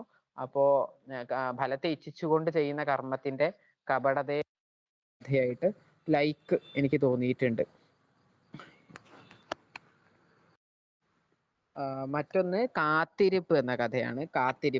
ഈ കാത്തിരിപ്പ് എന്നുള്ള കഥയിലും ഇതെനിക്ക് തോന്നുന്നു ഈ പുസ്തകത്തിലെ ഏറ്റവും അവസാനത്തെ കഥയാണ് കാത്തിരിപ്പ് എന്നുള്ളത്. ഈ കഥ പറയുന്നതിന് മുമ്പ് പറയാനുള്ളത്, ഈ പുസ്തകം വായിച്ച സമയത്ത് എനിക്ക് തോന്നിയത് ഒരു മല കയറുന്നത് പോലെയാണ്. പക്ഷെ വളരെ ഇറക്കത്തിൽ നിന്നും കയറി അതിന് സ്ഥായിയിലെത്തിയ ഒരു അനുഭവമാണ് എനിക്കുണ്ടായത്. സ്ത്രീയുടെ ജീവിതം വളരെ മെല്ലെ ആവിഷ്കരിച്ച് തുടങ്ങി ഏതാണ്ട് ഈ 15ാമത്തെ കഥ എത്തുമ്പോൾ അത് വിസ്ഫോടനാത്മകമാവുകയാണ്, ഒരുപക്ഷെ വയലന്റ് ആവുകയാണ്. അതതിന്റെ പരമാവധിയിലേക്ക് എത്തുകയും വിപ്ലവാത്മകമാവുകയും ചെയ്യുന്ന ഒരു അനുഭവമാണ്. സ്ത്രീപക്ഷ ആശയങ്ങൾ വിപ്ലവാത്മകമാവുകയും ചെയ്യുന്ന ഒരു അനുഭവമാണ് ഈ 15ാമത്തെ കഥയിൽ എത്തി നിൽക്കുമ്പോൾ കാത്തിരിപ്പ് എന്നുള്ള കഥ വായിച്ചപ്പോൾ എനിക്ക് തോന്നിയത്. കാത്തിരിപ്പ് എന്നുള്ള തലക്കെട്ട് കേൾക്കുമ്പോൾ തന്നെ നമുക്ക് തോന്നുന്ന ആശയമല്ല സത്യത്തിൽ ഈ കഥയിലുള്ളത്. നമ്മളെ ഞെട്ടിക്കുന്ന കഥയാണ്. കാത്തിരിപ്പ് എന്നുള്ള പദത്തിന് നമ്മൾ കുറച്ച് കാൽപ്പനികമായിട്ടൊക്കെ ഉള്ള എന്താ പറയാ മട്ട് കൽപ്പിച്ചു കൊടുക്കാറുണ്ട്. ആ റൊമാൻറ്റിക് ആയിട്ടുള്ള കാൽപ്പനികമായിട്ടുള്ള മട്ടിനൊക്കെ റദ്ദ് ചെയ്തിട്ട് നമ്മളെ ഞെട്ടിക്കുന്ന ഒരു കഥയാണ് കാത്തിരിപ്പ് എന്നുള്ളത്. സ്ത്രീപക്ഷ ചിന്ത അതിശക്തമായിട്ട് കടന്നു വരുന്നു എന്നാണ് ഞാൻ ഇതിൽ കണ്ടത്. അതിന്റെ കഥ ഞാൻ പറയും. കാരണം അത് മീനിന് ഉച്ചക്കത്തെ മീൻകറിക്ക് വേണ്ടി അരച്ചുകൊണ്ടിരിക്കുന്ന റാഹേലമ്മ വൃദ്ധയാണ്. ഈ റാഹേലമ്മ പെട്ടെന്നുണ്ടായ ഒരു ഉത്ബോധത്തിന്റെ പുറത്ത് കൈ കഴുകി വരികയും കുളിച്ച് വസ്ത്രം മാറ്റുകയും ഒരുങ്ങുകയൊക്കെ ചെയ്ത് പുറത്തേക്ക് ഇറങ്ങുന്നു. എന്നിട്ട് ഭർത്താവിനെ കോളാമ്പി വെച്ച് തല്ലി കൊല്ലുക. ഇതാണ് ഈ കഥയുടെ ഒരു സാരം എന്ന് പറയുന്നത്. അപ്പൊ എനിക്ക് ഭയങ്കര വിചിത്രമായിട്ട് തോന്നി. മീൻ അരയ്ക്കുന്നതിനിടയിൽ ഒരുങ്ങി വന്ന് ഭർത്താവിന്റെ തലയടിച്ച് പൊട്ടിക്കുകയാണ്. കാരണം ഭർത്താവ് ഇറങ്ങി വരുമ്പോ തന്നെ പെട്ടെന്ന് അസമയത്ത് വസ്ത്രം മാറി വരുന്ന ഭാര്യയെ കണ്ടിട്ട് എന്താ ഇവൾക്ക് പറ്റിയത് എന്നുള്ള ചിന്ത പോലും അല്ല ഭർത്താവിന് വരുന്നത്. എവിടെ പോകുന്നടി? ആ ഡയലോഗ് ഇങ്ങനെയാണ്, എവിടെ പോകുന്നടി? ഈ കോളാമ്പി കൊണ്ടുപോയി കഴുകി വാ. അപ്പൊ പുരുഷാധികാരത്തിന്റെ സമൂഹത്തിൽ ഇപ്പോഴും നമ്മുടെയൊക്കെ വീടുകളിൽ കൂടിയും കുറഞ്ഞു നിൽക്കുന്ന പുരുഷാധികാരത്തിന്റെ മൂർത്തിമത് ഭാവമാണ് അതിലെ ഭർത്താവ്. ഈ കോളാമ്പി കൊണ്ടുപോയി കഴുകി വാ എന്ന് പറയുമ്പോൾ അത് തുപ്പൽ നിറഞ്ഞു തുളുമ്പി നിൽക്കുന്ന കോളാമ്പി. ആ ഒരൊറ്റ നിമിഷത്തില് 40 വർഷത്തെ ദാമ്പത്യം ഉള്ള ഈ 40 വർഷം ആണ് ഇവരുടെ വിവാഹം കഴിഞ്ഞിട്ട്, ഈ ഭാര്യയുടെയും ഭർത്താവിന്റെയും വിവാഹം കഴിഞ്ഞിട്ട് കോളാമ്പി എടുത്ത് ഭർത്താവിന്റെ തലക്കിട്ട് അടിക്കുകയും അങ്ങനെ മരിച്ചു കിടക്കുന്ന ഭർത്താവിനെ നോക്കി സ്വയം പോലീസിനെ വിളിച്ചു വരുത്തി കരുണയോടെ ഇരിക്കുന്ന ഭാര്യയെ കാണിച്ചുകൊണ്ടാണ് കഥ അവസാനിക്കുന്നത്. പക്ഷേ ഗ്രേറ്റ് ഇന്ത്യൻ കിച്ചൺ ഒക്കെ പോലെ അതിൻ്റെ ഒരു ചലച്ചിത്ര രൂപമായിട്ട് എനിക്ക് പെട്ടെന്ന് ഓർമ്മ വന്നത് ഗ്രേറ്റ് ഇന്ത്യൻ കിച്ചൺ ആണ്. ക്ഷമിക്കാവുന്നതിന്റെ പരമാവധി ക്ഷമിച്ചും സഹിച്ചും സ്വപ്നങ്ങൾ ഇല്ലാതാക്കിയും വീട്ടിൽ നിൽക്കുന്ന അതിലെ നായിക ഒരു നിമിഷത്തിൽ പൊട്ടിത്തെറിക്കണം, ഒരു അഗ്നിപർവ്വതം പൊട്ടിത്തെറിക്കുന്നത് പോലെ സ്ഫോടനാത്മകമാവുകയാണ്, പൊട്ടിത്തെറിക്കുകയാണ്. അത്രയും നാള് തൻ്റെ ജീവിതം അരച്ചു വെച്ചിരുന്ന, അല്ലെ തൻ്റെ സ്വപ്നങ്ങളെ മൂടി വെച്ച് ചീച്ച് കളഞ്ഞ ആ വ്യവസ്ഥക്കെതിരെ അഴുക്ക് വെള്ളം ഒഴിക്കുന്ന ഒരു രംഗം അതിലുണ്ട്. ഭയങ്കര ചർച്ചയായ വിവാദമായ പ്രശ്നം സൃഷ്ടിച്ച ഒരു രംഗമാണത്. അഴുക്ക് വെള്ളം മുഖത്തേക്ക് എറിഞ്ഞിട്ട് ഇറങ്ങിപ്പോരുന്ന നായിക സ്ത്രീ അതേ സാധനം തന്നെയാണ്.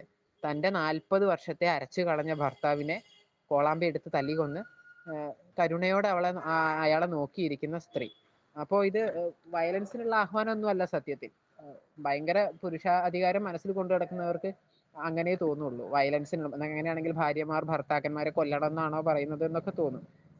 അങ്ങനെയല്ല നമ്മൾ ഇതിനെ വായിക്കേണ്ടത്. അതിലെ ഒരു വരിയുണ്ട്, അവർ തൻ്റെ 40 ആണ്ട് ചവിട്ടി തേച്ച മനുഷ്യന്റെ കിടപ്പ് കരുണയോടെ നോക്കി എന്ന് പറഞ്ഞുകൊണ്ടാണ് ആ കഥ അവസാനിക്കുന്നത്. അപ്പൊ ഇങ്ങനെ ഈ പറഞ്ഞ ഈ കഥ കൂടി വളരെ പേഴ്സണലായിട്ട് ഞാൻ വായിക്കണമെന്ന് സജസ്റ്റ് ചെയ്യുന്ന ഒരു കഥയാണ്. അപ്പൊ ഇതിൽ ആ 3 കഥകളും എന്തായാലും വായിക്കപ്പെടേണ്ടവയാണ്. ഇതിലെ എല്ലാ കഥകളും വളരെ മനോഹരമാണ്. ചില കഥകൾ സത്യത്തിൽ ഒരു വായനക്കാരൻ എന്നുള്ളതായി ചില കഥകൾ എനിക്ക് പിടികിട്ടിയിട്ടില്ല, മനസ്സിലാക്കാൻ ബുദ്ധിമുട്ടുണ്ടായിട്ടുണ്ട്. അത് എൻ്റെ കുറവാണ് എന്നാണ് ഞാൻ മനസ്സിലാക്കുന്നത്. എൻ്റെ സാഹിത്യ പരിചയത്തിൻ്റെയും നിലവാരത്തിൻ്റെയും കുറവ് തന്നെയാണത്.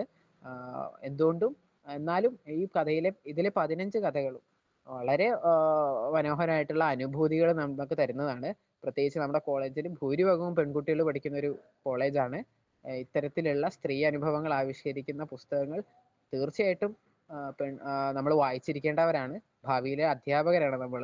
അപ്പൊ ഇത്തരം കഥകൾ വായിക്കുക.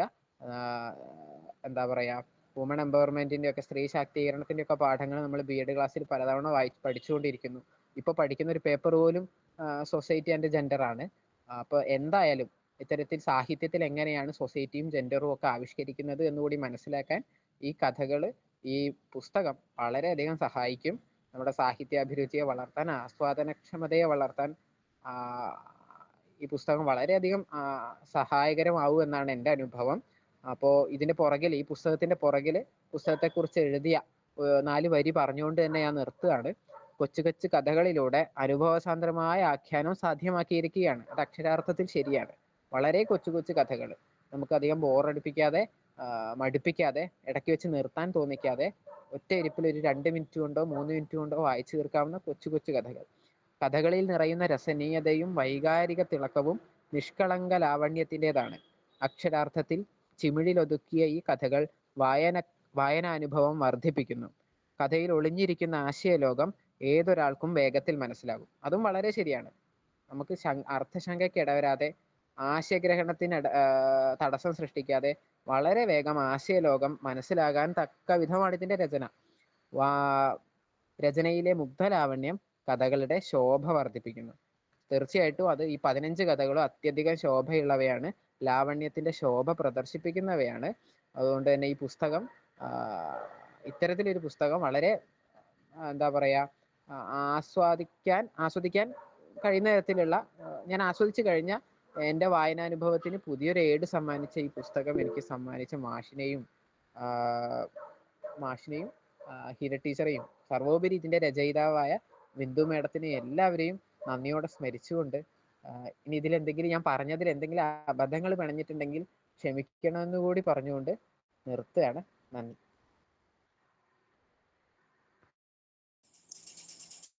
നന്ദി വിശ്വാസ്. സ്ത്രീ പ്രാധാന്യത്തെക്കുറിച്ച് വ്യക്തമായി എടുത്തുകാട്ടിയ പുസ്തകത്തെ വളരെ മനോഹരമായി എല്ലാവരിലേക്കും എത്തിച്ച വിശ്വാസിന് നന്ദി. അടുത്തത് ചർച്ചയ്ക്കുള്ള സമയമാണ്. നിങ്ങളുടെ വിലയേറിയ അഭിപ്രായങ്ങളും സംശയങ്ങളും ചോദ്യങ്ങളും ഉന്നയിക്കുവാൻ എല്ലാവരെയും ക്ഷണിക്കുന്നു. ഹലോ ബിശ്വാസ്, ഇടയിലൊന്ന് കയറിക്കോട്ടെ. വളരെ നല്ലൊരു അവതരണമായിരുന്നു. അപ്പോൾ ഞങ്ങളുടെ മഹാരാജാസിലെ പ്രൊഫസറായ ഡോക്ടർ MK വിജയൻ സാറ് ഇതിൽ ജോയിൻ ചെയ്തിട്ടുണ്ട്. സാറ് കേൾക്കുന്നുണ്ടെന്ന് കരുതുന്നു. സാറ് പറ്റുകയാണെങ്കിൽ ഒരു 2 വാക്ക് ഇതിനെക്കുറിച്ചൊന്ന് പറഞ്ഞാൽ നന്നായിരുന്നു. സർ, കേൾക്കാമോ?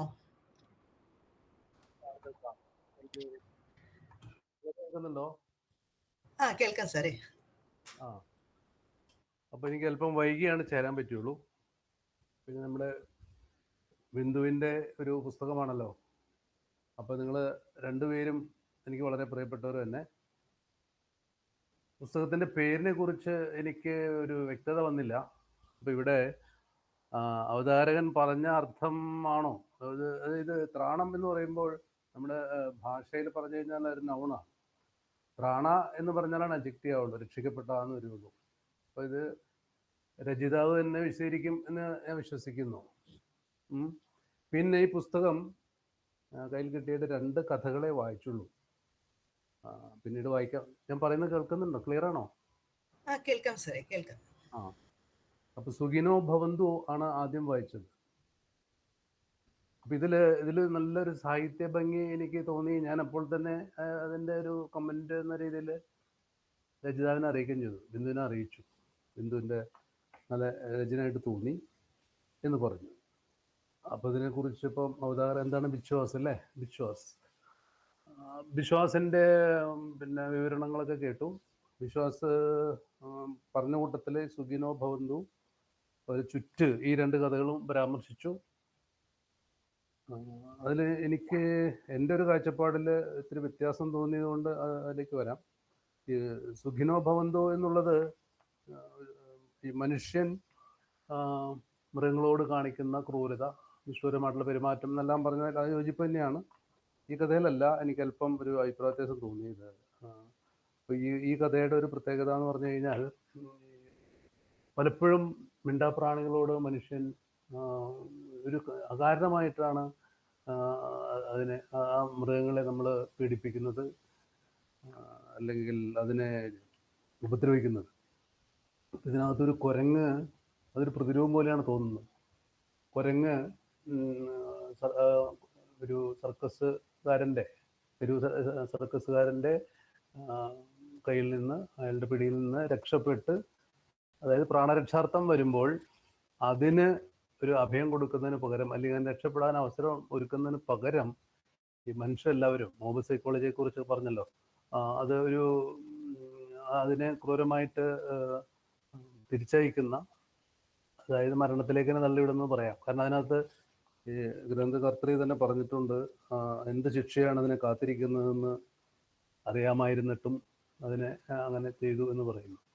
അപ്പോൾ ഇതിലൂടെ, ചെറിയ കഥയിലൂടെ വളരെ ശക്തമായിട്ടുള്ള ഒരു പ്രതികരണമാണ് ബിന്ദുവിൻ്റെ ഭാഗത്ത് ഉണ്ടായിട്ടുള്ളത്. വളരെ നല്ല കഥയാണ് എന്ന് എനിക്ക് തോന്നി. പിന്നെ ഈ ചുറ്റിനെ പറ്റി പറഞ്ഞപ്പോഴാണ് എനിക്ക് ഈ പറഞ്ഞ പോലെ, വിശ്വാസ് പറഞ്ഞ പോലെ തന്നെ, ഞാൻ മനസ്സിലാക്കിയതിലൂടെ തകരാറാണോ, ഞാൻ മലയാളം പഠിപ്പിച്ച ആളല്ല, ഇംഗ്ലീഷ് മാഷാണ്. അപ്പോൾ അതുകൊണ്ടാണോ എന്ന് എനിക്കൊരു സംശയം. ഞാൻ ബിന്ദുവിനോട് തന്നെ ചോദിക്കണം എന്ന് വിചാരിച്ചാണ്.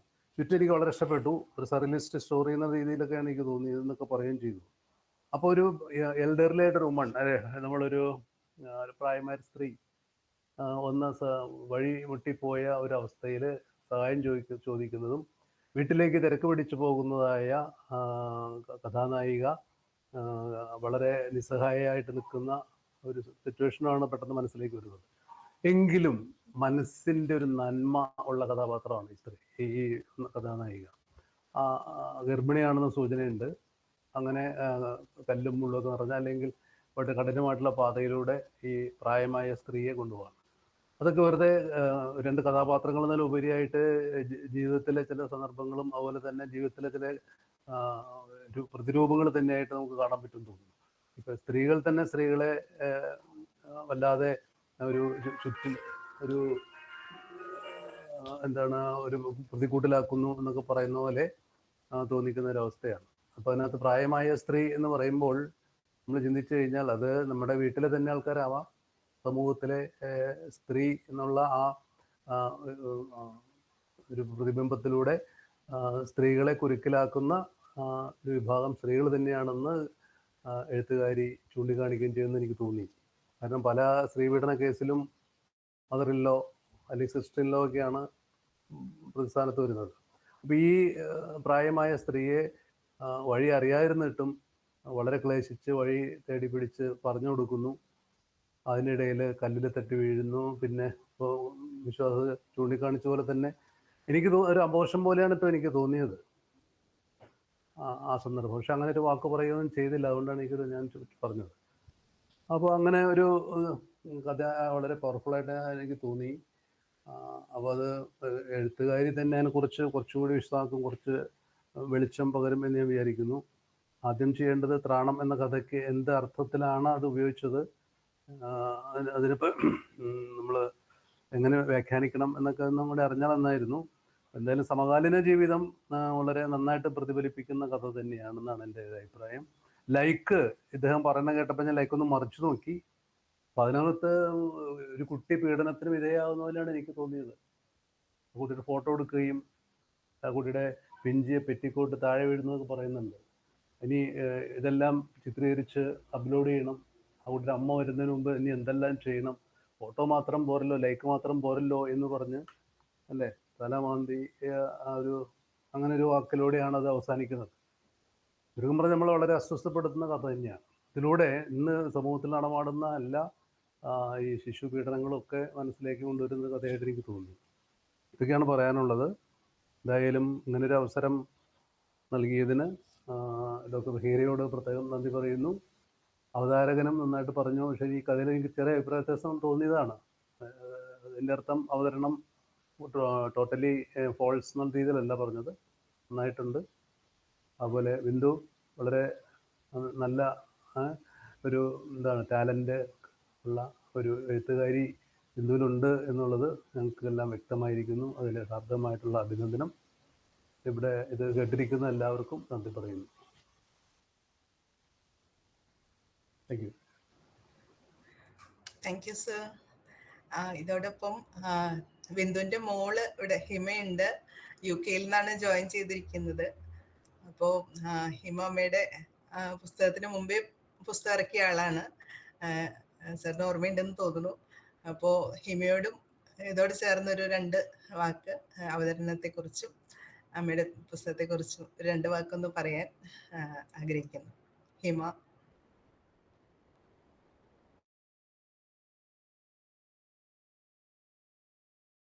കേൾക്കാമോ ഹിമ?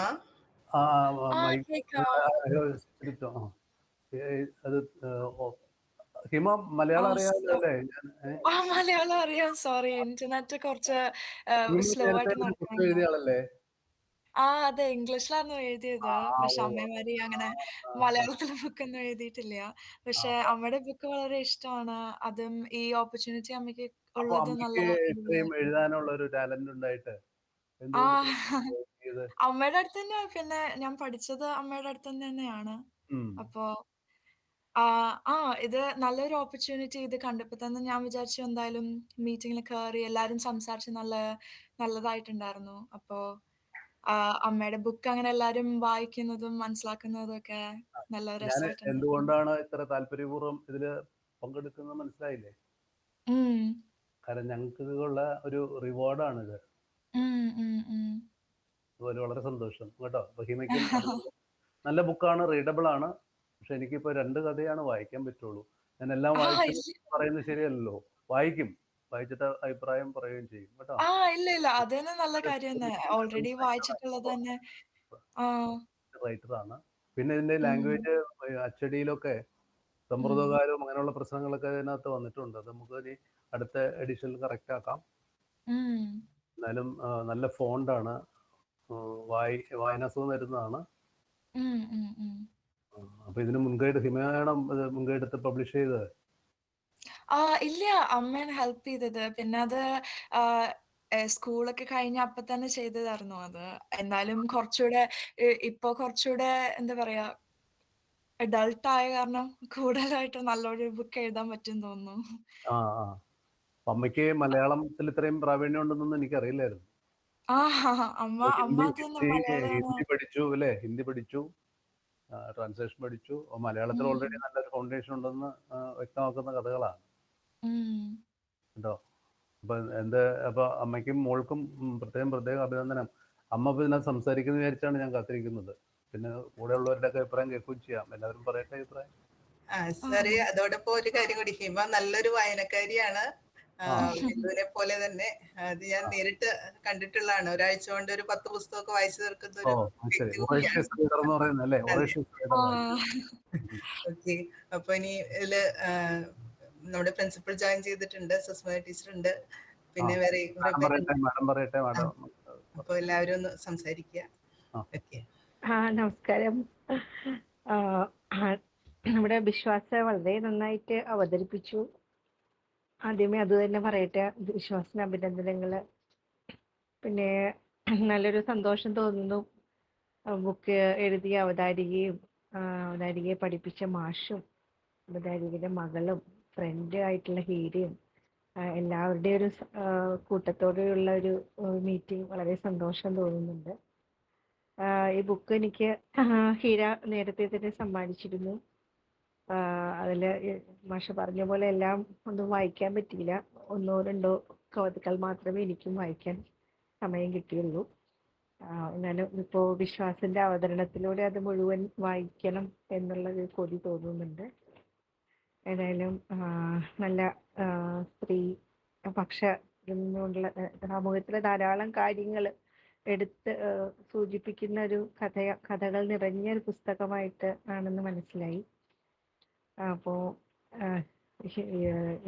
എന്തുവിനും മകൾക്കും ഹിമയ്ക്കും ടീച്ചർ സാറിനും ഹീരയ്ക്കും ഇങ്ങനെയൊരു അവസരം ഒരുക്കിയ കൃഷ്ണകുമാർ മാഷിനും നമ്മുടെ റീഡേഴ്സ് ഫോറത്തിലും എല്ലാവർക്കും ആശംസകൾ അറിയിക്കുകയാണ്.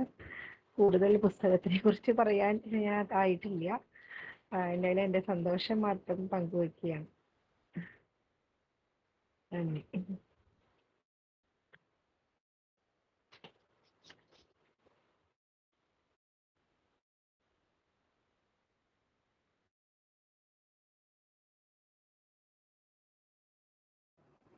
ഹലോ, ബ്രൂസ്ലി മാഷ് ഇതിലുണ്ട്. സാർ ഒരു 2 വാക്ക് പറയാമോ?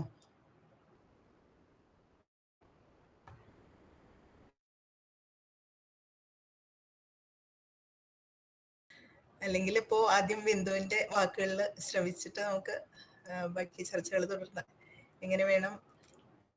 ആർക്കെങ്കിലും വിശ്വാസിന്റെ അവതരണത്തെ കുറിച്ചും പറയാനുണ്ടെങ്കിൽ സാർ ഒന്ന് ആദ്യം പറഞ്ഞിട്ട് ബിന്ദുവിലേക്ക് എടുക്കാം.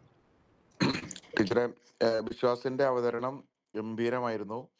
എത്രയും പെട്ടെന്ന് ആ പുസ്തകം വായിക്കാനുള്ള ഒരു സംവിധാനം കൃഷ്ണകുമാർ മാഷ് വഴി ഉണ്ടാക്കി തരണം എന്നുള്ളതാണ് എനിക്ക് ഏറ്റവും ആദ്യം പറയാനുള്ളത്.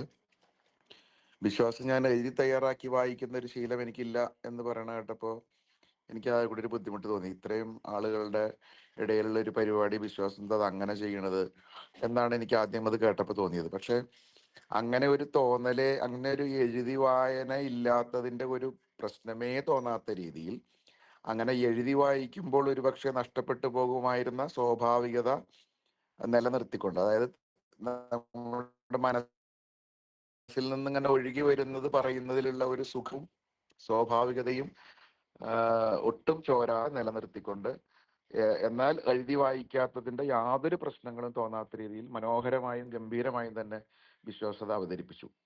പിന്നെ എനിക്ക് തോന്നിയ ഒരു കാര്യം, തുടക്കത്തിൽ അതിന്റെ ആ കവർ ചിത്രത്തെ കുറിച്ചിട്ടാണ് ആദ്യം പറഞ്ഞത്. മഞ്ഞയിൽ 2 തത്തമ്മയും കാണാൻ ഇഷ്ടപ്പെടുന്ന ഒരു സ്ത്രീയും ഒക്കെ ഇരിക്കുന്ന ഒരു ചിത്രം. അതിന്റെ മനോഹാരിതയെ കുറിച്ച് പറഞ്ഞപ്പോ അതൊന്ന് കാണിക്കാമായിരുന്നില്ലേ എന്ന് തോന്നി.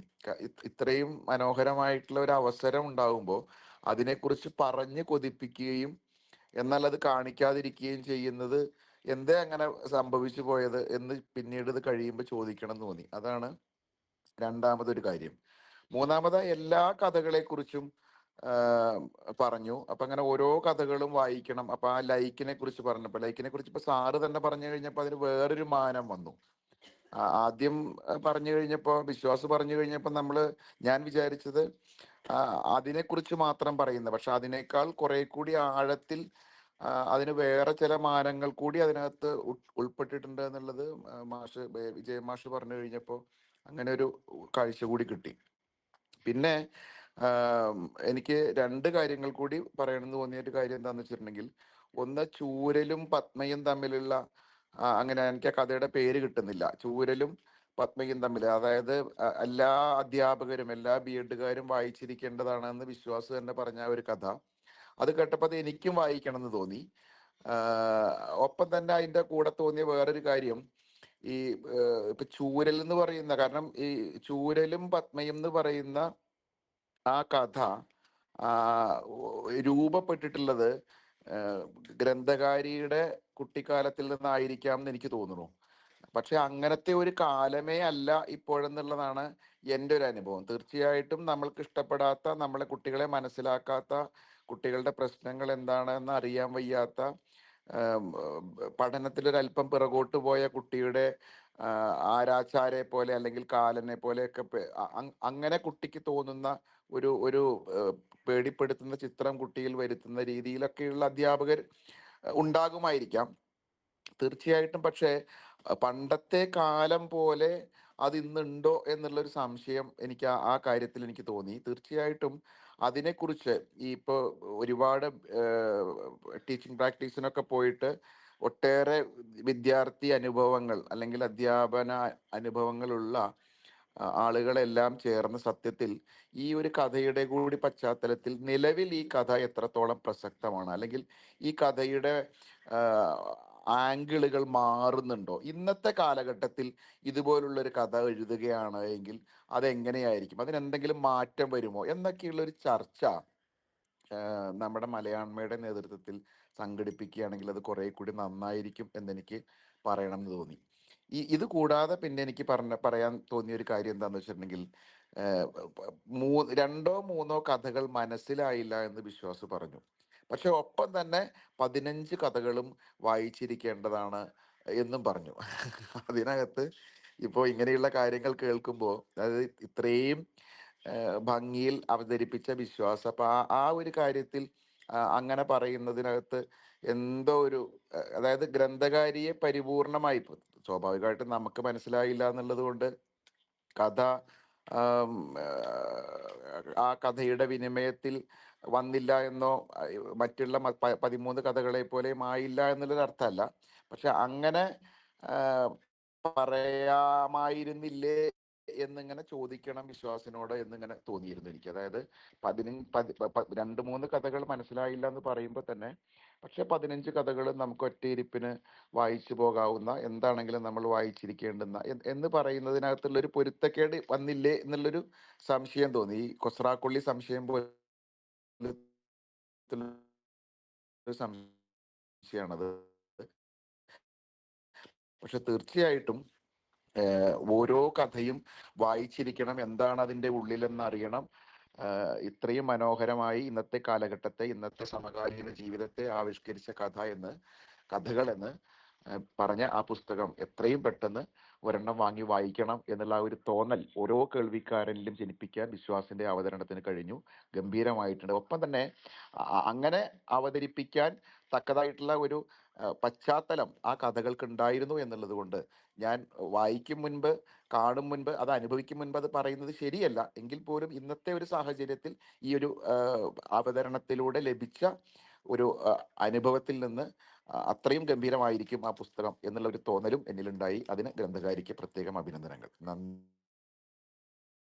നമസ്കാരം. Thank you.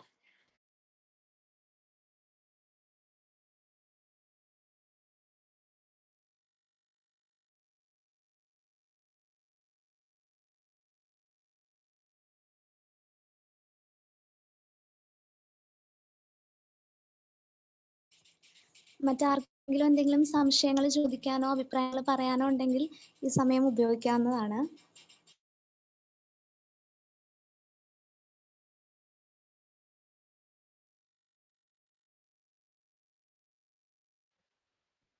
ഹലോ ബ്രൂസ്ലി പക്ഷേ കേൾക്കുന്നുണ്ടോ? പറയൂ, കേൾക്കുന്നുണ്ട്. ആ മാഷ് പറഞ്ഞത് ശരിയാണ്. അങ്ങനെ പറയുന്നത് പക്ഷെ ഞാൻ മനസ്സിലായില്ല എന്ന് ഉദ്ദേശിച്ചത് അത് തീരെ മനസ്സിലായിട്ടില്ല എന്നല്ല. ഇപ്പൊ ഈ ചുറ്റ് പോലെ അല്ലെങ്കിൽ കാത്തിരിപ്പ് പോലെ ഞാനിപ്പോ ഈ പറഞ്ഞ കഥകളൊക്കെ പോലെ അങ്ങനെ എനിക്ക് ആസ്വദിക്കാൻ എന്തുകൊണ്ടാണ് അത് എനിക്ക് തോന്നുന്നത് എന്റെ സാഹിത്യാസ്വാദനത്തിന്റെ നിലവാരത്തിന്റെ കുറവുകൊണ്ട് തന്നെയാണ്. അതല്ലാതെ വേറൊരു പ്രശ്നമാണെന്ന് എനിക്ക് തോന്നുന്നില്ല. അപ്പോ തീരെ മനസ്സിലായില്ല എന്നല്ല പക്ഷേ ഉദ്ദേശിച്ചത്. പക്ഷെ ഇതിലെ 15 കഥകളും ബാക്കിയുള്ളവർ എന്തായാലും വായിച്ചിരിക്കേണ്ടതാണ് എന്നാണ് എന്റെ അഭിപ്രായം. പക്ഷെ എനിക്ക് കഴിഞ്ഞില്ല എന്നുള്ളത് കൊണ്ട് ബാക്കിയുള്ളവർക്ക് ചിലപ്പോൾ അതിൽ വലിയ ആശയങ്ങൾ കണ്ടെത്താനും ആസ്വദിക്കാനും കഴിയും എന്ന് വിചാരിക്കുന്നു. അതുകൊണ്ടാണ് ഞാൻ അങ്ങനെ പറഞ്ഞത്. കഥ വായിച്ചിട്ട് മനസ്സിലാവാത്ത പ്രശ്നമല്ല. അപ്പൊ പറഞ്ഞതിൽ ഒരു ചെറിയ തെറ്റ് പറ്റിയതാണ് അതിന് കാരണം. ഓക്കെ വിശ്വാസെ, ഒറ്റ കാര്യം കൂടി ഞാൻ പറയട്ടെ. എനിക്ക് വിശ്വാസിന്റെ ആ കഥകളുടെ കാര്യം പറഞ്ഞപ്പോ, കാത്തിരിപ്പിനെ പറ്റി പറഞ്ഞപ്പോ ഒരു കാര്യം കൂടി എനിക്ക് തോന്നുന്നു 15ാമത്തെ കഥയാണെന്ന് തോന്നുന്നു കാത്തിരിപ്പ് എന്ന് പറയുമ്പോൾ നമ്മളുടെ ഉള്ളിലൊക്കെ ഉണ്ടാകുന്നത് പോലുള്ള ഒരു കാൽപ്പനികമായ ഒരു കാത്തിരിപ്പൊന്നും അല്ല, നമ്മളെ നടുക്കുന്ന ഒരു അങ്ങനെയുള്ളൊരു കഥയാണത് എന്ന് പറഞ്ഞു കഴിഞ്ഞിട്ട് അത് തന്നെയാണെന്ന് എനിക്ക് തോന്നുന്നു. ആ കഥ തന്നെയാണെന്ന് എനിക്ക് തോന്നുന്നു. നമ്മുടെ ആ മീനിനെ അരച്ചിട്ട് റാഹേലമ്മച്ചി എന്ന് മറ്റാണ് അവരുടെ പേര് പറഞ്ഞതെന്ന് എനിക്ക് തോന്നുന്നു. ആ കോളാമ്പിയുമായിട്ട് വന്ന് 40 വർഷത്തെ ദാമ്പത്യത്തിന് ശേഷം ആ മനുഷ്യനെ തലക്കടിച്ചു കൊന്നിട്ട് കരുണയോടുകൂടി നോക്കി ഇരിക്കുന്ന ആ ഒരു രംഗം പറഞ്ഞു. എന്നിട്ട് അതിനെ ഗ്രേറ്റ് ഇന്ത്യൻ കിച്ചണിലെ ആ ഓടവെള്ളം പോലെ സിങ്കിൽ നിന്ന് എല്ലാം കഴുകി വീഴുന്ന വെള്ളം ശേഖരിച്ചു വെക്കുന്ന ആ ബക്കറ്റ് അത് എടുത്ത് അയാളുടെ മുഖത്തൊഴിക്കുന്നത് പോലുള്ളൊരു സ്ഫോടനാത്മകത എന്ന് പറഞ്ഞു.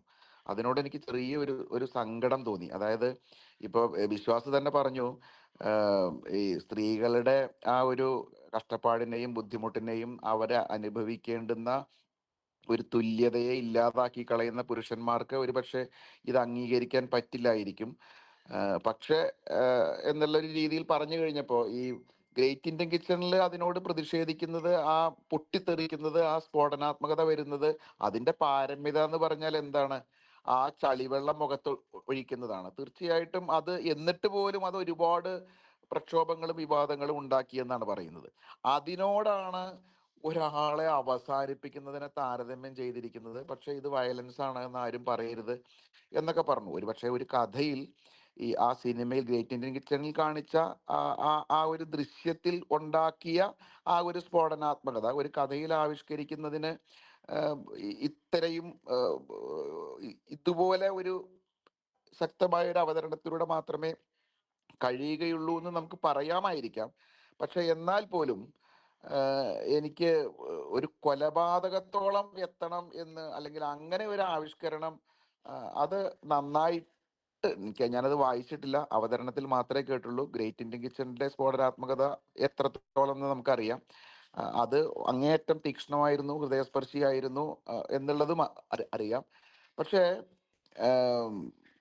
അയാളെ കോളാമ്പിക്ക് തലക്കടിച്ച് കൊന്നിട്ട് കരുണയോടെ നോക്കിയിരിക്കുക എന്ന് പറയുന്നത് അതിനെ സ്ത്രീയുടെ ഒരു ശാക്തീകരണവുമായിട്ടും പ്രതികരണാത്മകതയുമായിട്ടും ഒക്കെ ബന്ധപ്പെടുത്തുന്നത് എന്തോ കഥ വായിക്കാതെ അങ്ങനെ പറയുന്നത് ശരിയല്ല. പക്ഷെ അത് കേട്ടപ്പോഴുള്ള ഒരു പ്രതികരണം എന്നുള്ള നിലയിൽ എനിക്ക് അതിനോട് അങ്ങേയറ്റം വേദനയോടെയുള്ള ഒരു വിയോജിപ്പ് തോന്നി എന്നുള്ളത് കൂടി ഇവിടെ കുറിക്കട്ടെ. ഞാൻ ആ കാത്തിരിപ്പ് എന്ന് പറഞ്ഞ വാക്ക് രണ്ടാമതിപ്പോ വിശ്വാസം പറഞ്ഞപ്പോഴാണ് പെട്ടെന്ന് എനിക്കത് സ്ട്രൈക്ക് ചെയ്തത്. അതിനു മുമ്പ് തന്നെ ഞാൻ അത് പറയണം എന്ന് വിചാരിച്ചിരുന്നതാണ്. പക്ഷെ അത് പറഞ്ഞു പോയ ഒഴുക്കിൽ അത് വിട്ടുപോയിരുന്നു. ആ ഒരു വിയോജിപ്പ് എനിക്ക് ഒരു സങ്കടം തോന്നി അതിനോട് എന്നുള്ള ഒരു കാര്യം കൂടി.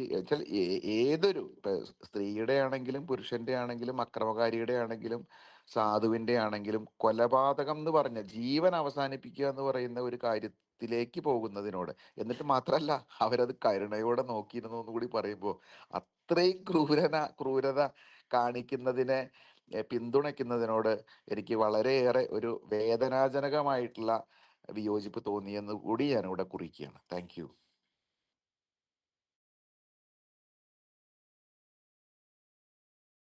നമ്മുടെ സുബൈർജി കൈ പൊന്തിച്ചിട്ടുണ്ട്. സുബൈർജി സംസാരിക്കാവോ? 2 വാക്ക് സുബൈറിനെ കുറിച്ചൊന്ന് പറഞ്ഞോട്ടെ പക്ഷേ.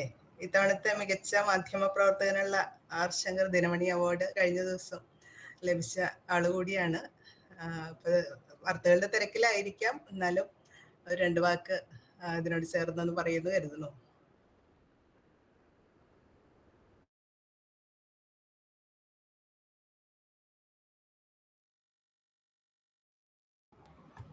ഹലോ. കേൾക്കാം സുബേർ. പറഞ്ഞു. ഞാൻ ഇവിടെ ഒരു യാത്രാപ്രയോഗം നടന്നുകൊണ്ടിരിക്കുകയാണ്. അപ്പോൾ അതുകൊണ്ട് എനിക്ക് പൂർണ്ണമായിട്ട് എല്ലാവരെയും കേൾക്കാൻ സാധിച്ചിട്ടില്ല. എന്നാലും മിക്കവാറും എല്ലാവരും കഥയെ വിലയിരുത്തി സംസാരിക്കുന്നതാണ്. വളരെ ആധികാരികമായിട്ട് പോസിറ്റീവായിട്ട് നെഗറ്റീവായിട്ടുള്ളതൊക്കെ കുറേയൊക്കെ ഞാൻ കേട്ടു. പക്ഷേ തൽക്കാലം ഞാനിപ്പോൾ ഈ സമയക്കുറവ് മൂലം ഞാൻ കഥകളിലേക്കൊന്നും കിടക്കുന്നില്ല. ജസ്റ്റ് ഇപ്പോൾ പരിചയപ്പെടുത്തിയ സ്ഥിതിക്ക്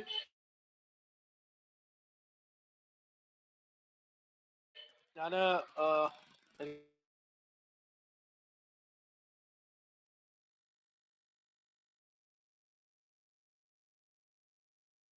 എനിക്ക് എല്ലാവരെയൊക്കെ ഒന്ന് ഈ യോഗം കൂടി വന്നു കയറിയത് കൊണ്ടാണ് ഇങ്ങനെ ഒരു അവസ്ഥ ഉണ്ടായത്.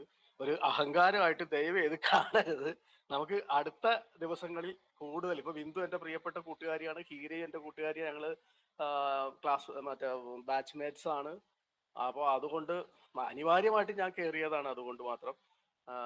ഇനിയും ഞാൻ ഇടയ്ക്കിടയ്ക്ക് കയറാറുള്ള ആളാണ്. അപ്പൊ ഇനിയും ഞാൻ ഭാവിയിലും വരാം, നിങ്ങളോട് സംവദിക്കാം, ഈ സാഹിത്യ രചനയെ കുറിച്ച് സംവദിക്കാം. എല്ലാത്തിനും എല്ലാവിധ പിന്തുണയും ഉറപ്പ് തരുന്നു. ഞാൻ പിൻവാങ്ങിക്കോട്ടെ. ഓക്കെ തിരക്കാണെന്ന് അറിയാം. ജസ്റ്റ് 2 വാക്ക് പറയാൻ വേണ്ടി വിളിച്ച് ക്ഷണിച്ചാണ്. Thank you. ഓക്കെ, നമുക്ക് ഇനി ബിന്ദുവിന്റെ വാക്കുകളിലേക്ക് ഒന്ന് കടക്കാൻ തോന്നുന്നു. അതിനുശേഷം ബാക്കിയുള്ള ചർച്ചയാവാന്ന് കരുതണം.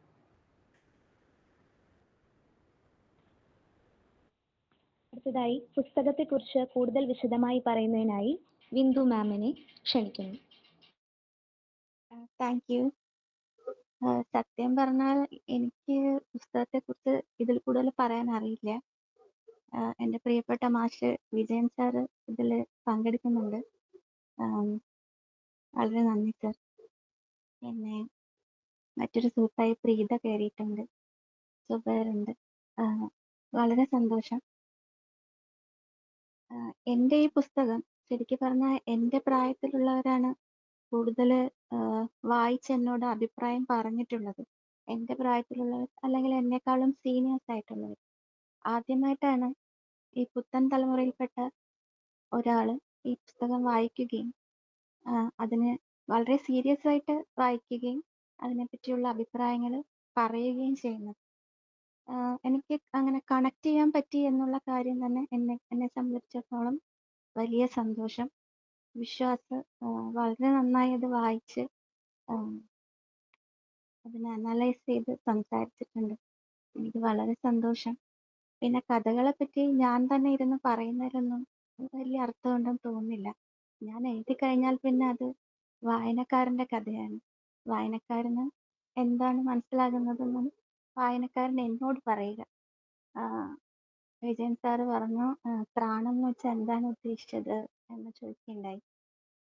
സാറ് ഞാൻ മോക്ഷം എന്നുള്ള രീതിയിലാണ് ഉദ്ദേശിച്ചത്. വിശ്വാസ് പറഞ്ഞ പോലെ ഒരു ആത്മഹത്യയെ പറ്റി ആണ് എഴുതിയിരിക്കുന്നത്.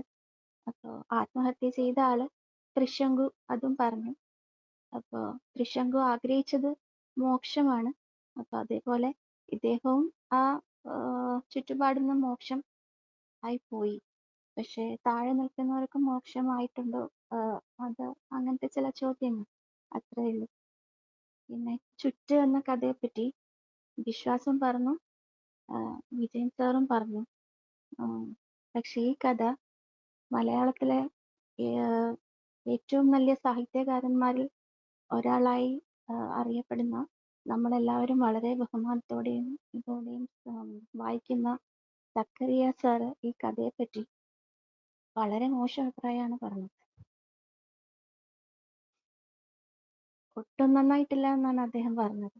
അദ്ദേഹം ഒരു സാഹചര്യത്തിൽ അദ്ദേഹത്തിൻ്റെ അടുത്ത് ഈ കഥ എത്തുകയും ഇത് വായിക്കുകയും ചെയ്തു. ഈ കഥ തീരെ നന്നായിട്ടില്ല എന്നാണ് അദ്ദേഹം പറഞ്ഞത്. അപ്പൊ ഞാൻ ഇത്രയും വലിയൊരു എഴുത്തുകാരൻ ഇത്രയും മോശം അഭിപ്രായമാണല്ലോ പറഞ്ഞത് എന്നാണ് ഞാൻ വിചാരിച്ചത്. പക്ഷേ വിശ്വാസാകട്ടെ വിജയൻ സാറാകട്ടെ അത് വായിച്ചിട്ട് നല്ല ഒരു എന്താ പറയുക, ഞാൻ ഉദ്ദേശിച്ച കുറേ കാര്യങ്ങൾ അവരിലേക്ക് എത്തിയിട്ടുണ്ട്. വിജയൻ മാഷ് എന്നെക്കാൾ സീനിയർ ആയിട്ടുള്ള ആളും വിശ്വാസ് വളരെ ജൂനിയർ ആയിട്ടുള്ള ആളാണ്. അപ്പൊ രണ്ട് അറ്റത്തേക്കും ആ കഥയുടെ അർത്ഥതലങ്ങൾ എത്തിയിട്ടുണ്ട് എന്നുള്ളത് എന്നെ സംബന്ധിച്ചിടത്തോളം വലിയ സന്തോഷം. പിന്നെ ബ്രൂസ്ലി മാഷ് പറഞ്ഞു ചൂരൽ എന്ന കഥ ഇപ്പൊ പ്രസക്തമാണോ അല്ലയോ എന്നുള്ളത്. മാഷ് ചില ടീച്ചർമാരുടെ കയ്യിൽ നിന്ന് ചൂരൽ എന്ന ആ ഉപകരണം മാത്രമേ നഷ്ടമായിട്ടുള്ളൂ. അവരുടെ പെരുമാറ്റത്തിലും അവരുടെ നാവിലും അവരുടെ നോട്ടത്തിലുമൊക്കെ അതുണ്ട്. ആ ചൂരൽ ഇപ്പോഴും നിലനിൽക്കുന്നുണ്ട്. എല്ലാവർക്കും ആ പണ്ടുമില്ല. വളരെ സ്നേഹസമ്പന്നരായ ടീച്ചർമാരും സിസ്റ്റർമാരും ഒക്കെ പഠിപ്പിച്ച കോൺവെന്റിലാണ് ഈ ഒരേ ഒരു ചൂരൽ ഉണ്ടായിരുന്നത് എനിക്ക്. പക്ഷെ ആ ചൂരല് എൻ്റെ മകള് പഠിക്കുമ്പോൾ ഒരു ടീച്ചർ ഉണ്ടായിരുന്നു, പക്ഷെ അവരുടെ കയ്യിൽ ചൂരൽ ഉണ്ടായിരുന്നില്ല. പക്ഷെ ആത്മാഭിമാനത്തിനെ വ്രണപ്പെടുത്തുന്ന വാക്കുകൾ അവരിൽ നിന്നും പ്രവൃത്തികൾ ഉണ്ടായിട്ടുണ്ട്. അപ്പോ ചൂരൽ മറഞ്ഞു പോയിട്ടൊന്നും ഇല്ല, ചൂരൽ ഉണ്ട് ഇപ്പോഴും എന്നാണ് ഞാൻ വിശ്വസിക്കുന്നത്. പിന്നെ എന്താ പറയുക, കാത്തിരിപ്പ് എന്ന കഥ വായിച്ച കുറെ അധികം സ്ത്രീകൾ എന്നോട് ചോദിച്ചത് അയാളെ കൊന്നു എന്ന് തന്നെയാണോ ഉദ്ദേശിച്ചത്, കൊന്നെങ്കിൽ നന്നായി എന്നാണ്. എന്തുകൊണ്ട് അങ്ങനെ പറയുന്നതെന്ന് എനിക്കറിയില്ല. പക്ഷെ ഞാൻ കൊന്നു എന്ന് തന്നെയാണോ ഉദ്ദേശിച്ചത്, അതോ അവരുടെ മനസ്സിലാണോ അയാൾ മരണപ്പെട്ടത്, അതൊന്നും എനിക്കും അറിയില്ല. അത്രയൊക്കെ എനിക്ക് പറയാനുള്ളൂ. എനിക്ക് ഈ അവസരം തന്നതിന് വളരെ നന്ദിയുണ്ട്. ഹീര, കൃഷ്ണകുമാർ സാർ, സുസ്മിത മാം, എല്ലാവരോടും അകമഴിഞ്ഞ നന്ദി. ഇതിൽ ജോയിൻ ചെയ്ത വിജയൻ സാർ, പിതൃതുല്യം എന്ന് തന്നെ പറയാം ഞങ്ങൾക്കെല്ലാവർക്കും. അദ്ദേഹത്തോടും വളരെ നന്ദി.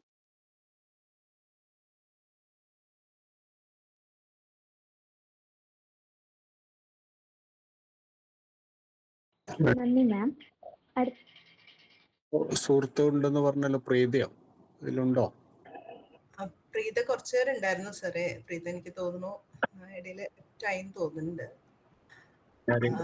പറയുന്നുണ്ടോ? കുട്ടികളുടെ ഭാഗത്തുനിന്ന് നിങ്ങൾ ആരെങ്കിലും ഒക്കെ ഒന്ന് രണ്ട് വാചകങ്ങൾ പറഞ്ഞിട്ട്.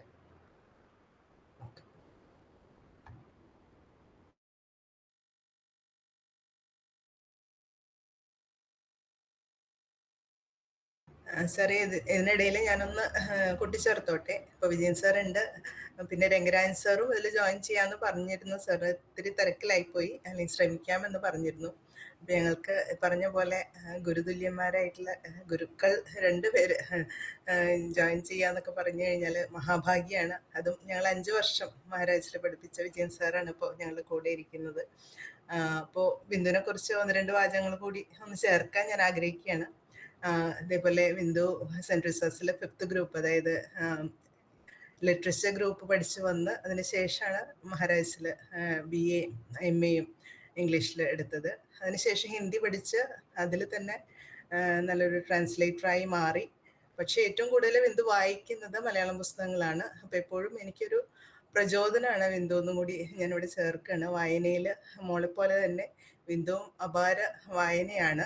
അപ്പോൾ വിശ്വാസം നേരത്തെ ചോദിച്ച പോലെ എങ്ങനെയാണ് മലയാളത്തിൽ ഇത്രയും അവഗാഹം എന്ന് ചോദിച്ചു. അപ്പോൾ ഇതാണ് അതിൻ്റെ ബാക്ക്ഗ്രൗണ്ട്. 3 ഭാഷകളും ഒരേപോലെ കൈകാര്യം ചെയ്യാൻ കഴിയുക എന്ന് പറയുന്നത് അത്ര എളുപ്പമുള്ളൊരു കാര്യമല്ല. അപ്പോൾ എനിക്ക് തോന്നുന്നു അത് ആ ഒരു കഴിവ് ബിന്ദുവിലുണ്ട്.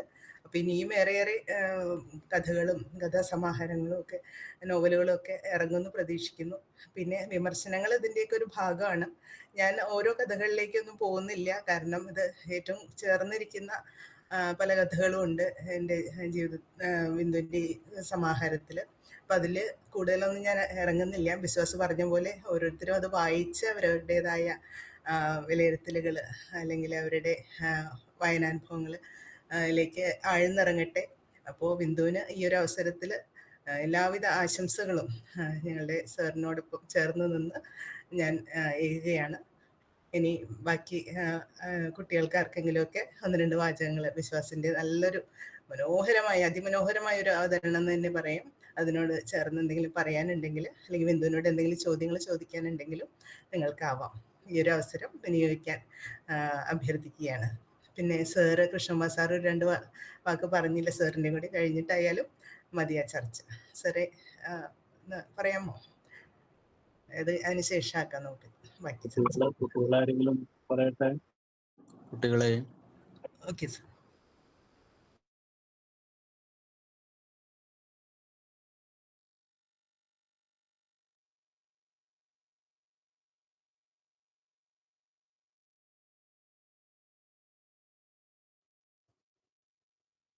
ആരും മിണ്ടുന്നില്ലേ? എന്തായാലും എന്നുണ്ട്. 2 വാക്ക് പറയാമോ? മിസ്സേ, വിശ്വാസ് വളരെ മനോഹരമായിട്ട് അത് അവതരിപ്പിച്ചു. ഇപ്പോൾ കുറേ നാൾക്ക് ശേഷമാണ് ടീച്ചിങ് പ്രാക്ടീസും ഒക്കെ കഴിഞ്ഞിട്ട് ഒരു ഫുൾ ടൈം ഞാനൊരു ഈ വ്യാഴാഴ്ച വായനാഴ്ചയുടെ പരിപാടിക്ക് ഫുൾ ടൈം ഇപ്പോൾ ഇരിക്കുന്നത്. തുടക്കം മുതലേ ഞാൻ ഉണ്ടായിരുന്നു. മുഴുവനായിട്ടും കേട്ടു. വളരെ മനോഹരമായിട്ട് വിശ്വാസ് ഓരോ കഥകളെയും പരിചയപ്പെടുത്തി. എല്ലാ കഥകളുടെയും ആഴത്തിലോട്ട് പോകുന്നില്ല എന്ന് പറഞ്ഞെങ്കിലും, ആ പുസ്തകം വായിച്ചില്ലെങ്കിലും ആ കഥകളൊക്കെ വളരെ മനോഹരമായിട്ടും അത് മൊത്തത്തിൽ മനസ്സിലാക്കിയ ഒരു രീതിയിൽ അങ്ങനെ ഒരു സാറ്റിസ്ഫാക്ഷൻ തോന്നുന്നുണ്ട്. ഈ പുസ്തകത്തിന്റെ കവർ പേജ് വളരെ മനോഹരമാണ്. ഒരു സ്ത്രീ തൻ്റെ വലത് കൈ ശിരസിനോട് ഇങ്ങനെ ചേർത്ത് ഇങ്ങനെ ആലോചിച്ചിരിക്കുന്നു, അല്ലെങ്കിൽ നോക്കി നിൽക്കുന്ന ഒരു രീതിയിൽ. ആ പുസ്തകത്തിന്റെ ബാക്ക് കവർ നോക്കുകയാണെങ്കിൽ അതുപോലെയാണ്. ബിന്ദു മാമിന്റെ പിക്ചറും അതുപോലെയാണ് വെച്ചേക്കണേ. അപ്പൊ വിശ്വാസ് ആ പിക്ചറിന് പറഞ്ഞത് ആ കഥകളിലെ സ്ത്രീകളുടെ ജീവിതം ആണ്. പക്ഷെ എനിക്ക് അത് ബിന്ദു മാമിന്റെ പിക്ചർ തന്നെയാണോ അങ്ങനെ പലതും തോന്നിപ്പോയി. അതായത് അങ്ങനെ ഒരു പിക്ചറായിരുന്നു. പെട്ടെന്ന് തിരിച്ചു നോക്കിയപ്പോ അത് ബിന്ദു മാമും ആ ഒരു രീതിയിൽ തന്നെയാണ്, കവർ പേജ് പോലെ തന്നെയാണ് പിക്ചറും കൊടുത്തിരിക്കുന്നത്.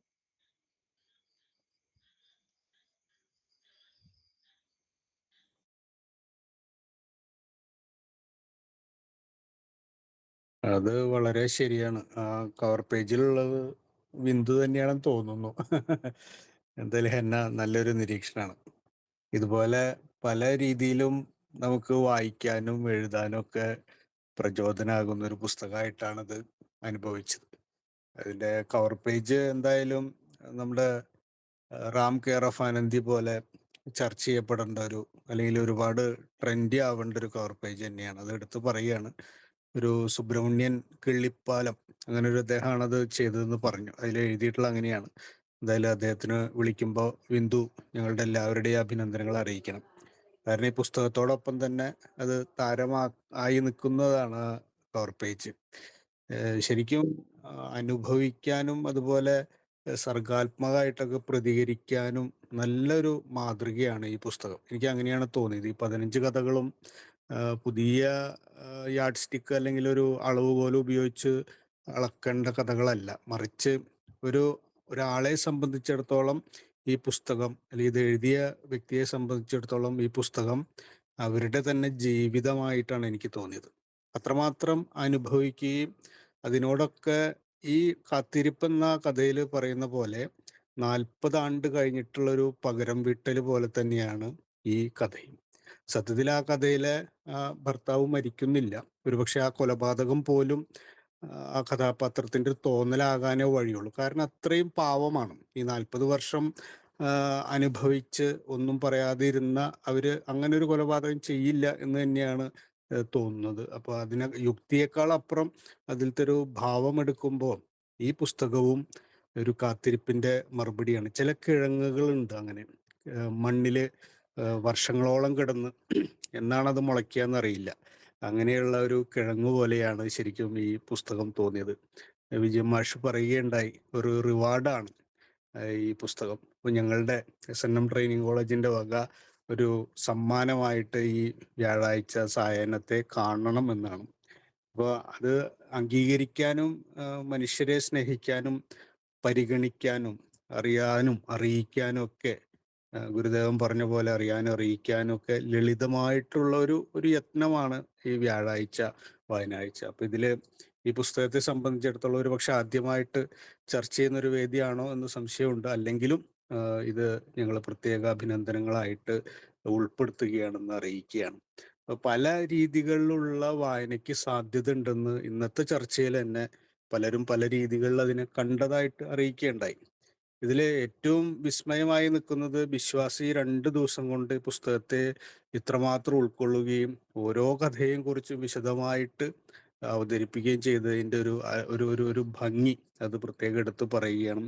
വിശ്വാസ് ഒരു സർവകലാവല്ലഭനാണ്, ഞങ്ങളുടെ കോളേജ് യൂണിയന്റെ ചെയർമാനാണ്.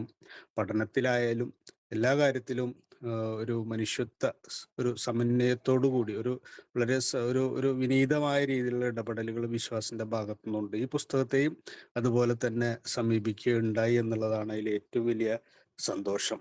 അപ്പോൾ ഇതൊരു കാത്തിരിപ്പിന്റെ മറുപടി ആയിട്ട് തന്നെയാണ് ഈ പുസ്തകം വന്നിട്ടുള്ളത്. എന്തേ ഇത്ര വൈകി എന്നുള്ള രീതിയിലാണ് ഞാൻ ചോദിക്കുന്നത്. വിഷ്ണുനാരായണൻ നമ്പൂതിരിയുടെ മകളുടെ പുസ്തകത്തിന്റെ പേര് അങ്ങനെയാണ്.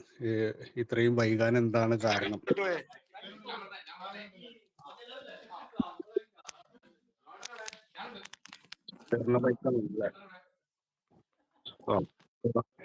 ഇതിലെല്ലാ കഥകളും പല രീതികളിലുള്ള പറഞ്ഞത് പല രീതികളിലുള്ള അല്ലെങ്കിൽ പല ആംഗിളുകളിൽ വായിക്കാൻ. ഹലോ സുബേർ, ഒന്ന് മ്യൂട്ട് ചെയ്യാമോ? ഹലോ, അവിടെ അറിഞ്ഞിട്ടില്ല തോന്നുന്നു. ഹലോ സുബേർ,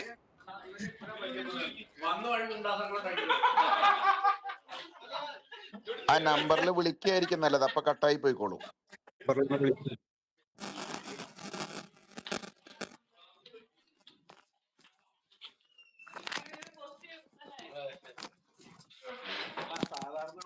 കുഴപ്പമില്ല.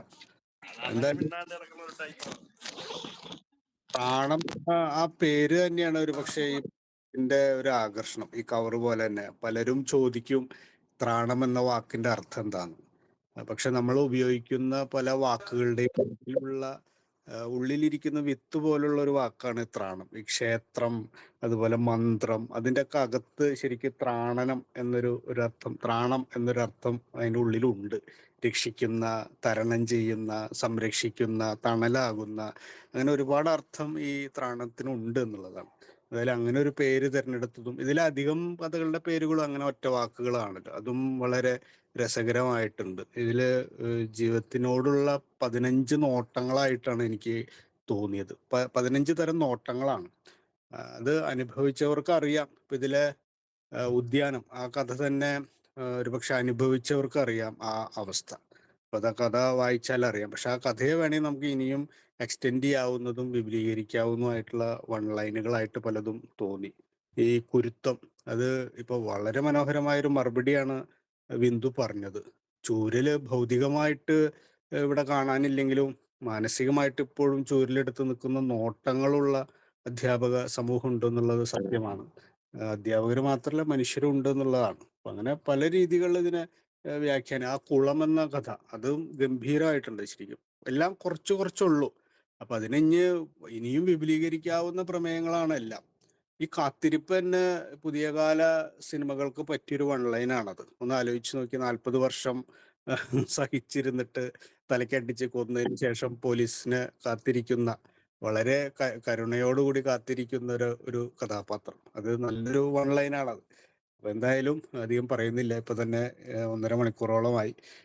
വിശ്വാസിനെ വീണ്ടും വീണ്ടും അഭിനന്ദിക്കുകയാണ്. ഇങ്ങനെ മനോഹരമായിട്ടുള്ള വിശ്വാസിന്റെ എല്ലാ പുസ്തക നിരൂപണങ്ങളും ഇങ്ങനെയാണ്. പിന്നെ നമുക്കൊക്കെ അറിയാം, വിശ്വാസ് സാഹിത്യരംഗം പരിപാടിയിൽ ആകാശവാണിയിൽ ധാരാളം പ്രഭാഷണങ്ങൾ ഇതിനകം നടത്തി കഴിഞ്ഞ ഒരാളാണ്. അതിൻ്റെ ഒരു മികവും അതിൻ്റെ ഒരു സുഖവും, ബ്രൂസ്ലി പറഞ്ഞ പോലെ ഇതിങ്ങനെ നോക്കാതെ പറയുന്നോ അല്ലെങ്കിൽ തയ്യാറാകാതെ പറയുന്നതായിട്ടൊന്നും അങ്ങനെയൊന്നും ആ ഒരു ഇതൊന്നുമില്ല. നല്ല ഒഴുക്കിലാണ് പറഞ്ഞത്. ശരിക്കും പുസ്തകം വായിച്ചൊരു പ്രതീതിയാണ്. അപ്പോൾ വീണ്ടും വീണ്ടും വിശ്വാസിനെ അഭിനന്ദിക്കുകയാണ്. ബിന്ദുവിനെ എത്ര പറഞ്ഞാലും മതി വരില്ല. ഞങ്ങളെല്ലാവരും കൂടെ ബിന്ദുവിന് ഒരു പൊന്നാട അണിയിച്ചതായിട്ട് അനുഭവിക്കണം. എല്ലാവരുടെയും സന്തോഷം, സ്നേഹം അറിയിക്കുകയാണ്. പിന്നെ ഇതിനു വേണ്ടി ഇന്ന് ഒത്തിരി കുട്ടികൾ വളരെ ബുദ്ധിമുട്ടി ശരിക്കും. നമ്മുടെ മോഡറേറ്റർ സാന്ദ്ര ഭക്ഷണം പോലും കഴിച്ചിട്ടില്ല, ആകെ വിഷമിച്ചിരിക്കുകയാണ്. പക്ഷെ വളരെ മനോഹരമായിട്ട് മോഡറേറ്ററായിട്ട് ചെയ്തു. അതുപോലെ ശ്രുതി സ്വാഗതം പറഞ്ഞു, വളരെ സുന്ദരമായിരുന്നു. ഇനിയിപ്പോൾ വർണ്ണ നന്ദി പറയാൻ പോകുന്നുണ്ട്. വർണ്ണയ്ക്കും പ്രത്യേകം നന്ദി മുൻകൂർ പറയുകയാണ്. എല്ലാവർക്കും പ്രത്യേകിച്ച് വിജയൻ മാഷോട് പ്രത്യേകം, നേരിട്ട് പലപ്പോഴും കണ്ടിട്ടുണ്ട്, എന്നെ പരിചയം ഉണ്ടാവില്ല, എന്നാലും മാഷിനോടും പ്രത്യേകം സ്നേഹാദരവൊക്കെ അറിയിക്കുകയാണ്. പിന്നെ ഇതിലെ ബ്രൂസ്ലി മാഷ് നമുക്ക് എപ്പോഴും പിന്തുണ തരുന്ന ഒരാളാണ്. മാഷിന്റെ സംസാരങ്ങൾക്കും ചിന്തകൾക്കും ഇടപെടലുകൾക്കും ഒക്കെ നന്ദി അറിയിക്കുകയാണ്. എല്ലാവരോടും സ്നേഹം, സന്തോഷം. മാഷെ, ഒരു കാര്യം പറഞ്ഞോട്ടെ? പറയൂ എന്തോ. മാഷ് പറഞ്ഞത് 100% ശരിയാണ്. എൻ്റെ പുസ്തകം ഇത്ര വിപുലമായിട്ട് ചർച്ച ചെയ്യപ്പെടുന്നത് ഇതാദ്യമായിട്ടാണ്. ഇറങ്ങി കുറച്ച് നാളായി, എന്നാൽ കൂടിയും മാഷ് പറഞ്ഞതുപോലെ ഇത് എന്നെ സംബന്ധിച്ചിടത്തോളം വലിയൊരു ബഹുമതിയായിട്ടാണ് ഞാൻ കാണുന്നത്. കുട്ടികൾ ഇത്ര പേരും ഇത്രയും ശ്രദ്ധയോടെ ഇതിന് അറ്റൻഡ് ചെയ്യുക, അതും പുത്തൻ തലമുറ കുട്ടികൾ. തീർത്താൽ തീരാത്ത നന്ദിയാണ് എനിക്ക് പറയാനുള്ളത്. വളരെ നന്ദിയുണ്ട് മാഷെ, എനിക്ക് ഇങ്ങനെ ഒരു വേദി തന്നതിനും ഇത്രയും നന്നായിട്ട് പറഞ്ഞ വിശ്വാസനും ഹൃദയത്തിൽ നിന്ന് നന്ദി. പിന്നെ ഹീരയോട് പ്രത്യേകിച്ച് നന്ദിയൊന്നും പറയില്ല. ഹീര ഞാൻ തന്നെയാണ് വേറെ രൂപത്തിൽ. അങ്ങനെയാണ് ഞങ്ങൾ. അപ്പോൾ അങ്ങനെ സുസ്മിത മാം, പിന്നെ വിജയൻ സാർ, എല്ലാവർക്കും നന്ദി. പ്രത്യേകിച്ച് വിശ്വാസനും പിന്നെ ഈ വേദി തന്നതിന് വളരെ നന്ദി സർ. ഇതിന്റെ റെക്കോർഡിങ് ചെയ്യുന്നുണ്ട് നമ്മുടെ തന്നെ പൂർവ്വ വിദ്യാർത്ഥി വിഷ്ണു നാരായണൻ ഇതിൽ ഉണ്ട്. അപ്പോൾ ആ റെക്കോർഡ് ചെയ്ത വെർഷൻ അയച്ചു തരാം. അപ്പോൾ അതും ഒരു പലതവണ ഇങ്ങനെ കേൾക്കാനും രസകരമായിരിക്കും. സന്തോഷം.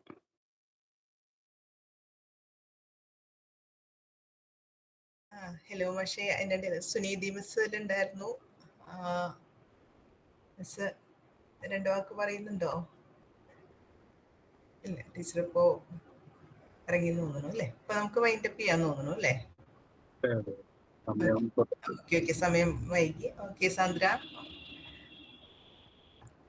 ഓക്കെ, അടുത്തതായി ഇന്നത്തെ പരിപാടിക്ക് ഔദ്യോഗികമായി നന്ദി അർപ്പിച്ച് സംസാരിക്കുന്നതിനായി 2ാം വർഷ BEd സോഷ്യൽ സയൻസ് വിദ്യാർത്ഥിനിയായ വർണ്ണ KVയെ ക്ഷണിക്കുന്നു. എല്ലാവർക്കും നമസ്കാരം. ഇന്ന് നമ്മുടെ വ്യാഴാഴ്ച വായനാഴ്ചയിൽ ഇത്രയും നല്ലൊരു വായനാനുഭവം പങ്കുവെച്ച വിശ്വാസിന് ആദ്യമായി നന്ദി പറയുകയാണ്. വിശ്വാസിൻ്റേത് വളരെ മികച്ചൊരു അവതരണം തന്നെയായിരുന്നു. എല്ലാവരും പറഞ്ഞ പോലെ തന്നെ പുസ്തകം വായിക്കാത്ത ഏതൊരു വ്യക്തിക്കും ആ ഒരു പുസ്തകത്തെ പറ്റി ഒരു ഗഹനമായ അറിവ് നൽകാനായിട്ട് ഈ ഒരു അവതരണം സഹായിച്ചിട്ടുണ്ട്. അതിനാൽ വിശ്വാസിന് ഒന്നുകൂടി നന്ദി അറിയിക്കുന്നു.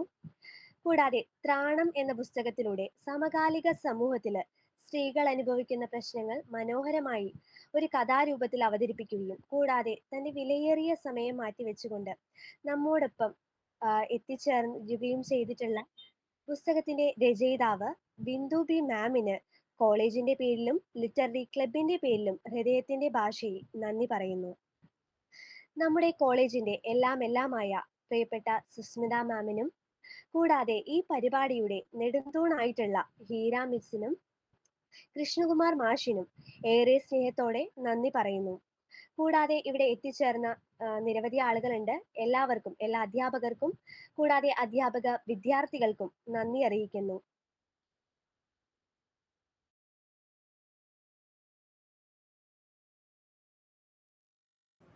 ഹലോ, ഹിമയ്ക്ക് ഒരു പ്രത്യേക താങ്ക്സ് പറയുകയാണ്. ഇപ്പോൾ വിജയൻ സാർ ഇത്രയും നേരം ഇരുന്നു, അത് വലിയൊരു ഓണറാണ്. സമയം ലേറ്റ് ആയിട്ടാണ് ഞാൻ അറിയിച്ചെങ്കിലും സാർ അത് ജോയിൻ ചെയ്തു. വളരെ സന്തോഷം സാറേ. പിന്നെ ബിന്ദുവിനോട് പറഞ്ഞ പോലെ പ്രത്യേകിച്ച് താങ്ക്സ് ഒന്നും പറയേണ്ട കാര്യമില്ല, നമ്മൾ തമ്മിലൊരു ഔപചാരികതയുടെ ആവശ്യമില്ല. അപ്പോൾ ഇത് ശ്രമിച്ച എല്ലാവർക്കും, വിഷ്ണുവിനും പ്രത്യേകിച്ച് എല്ലാ ആഴ്ചയും വന്ന് ഇത് റെക്കോർഡ് ചെയ്ത് തരുന്ന വിഷ്ണുവിന് പ്രത്യേക നന്ദി അറിയിക്കുകയാണ്. Thank you all.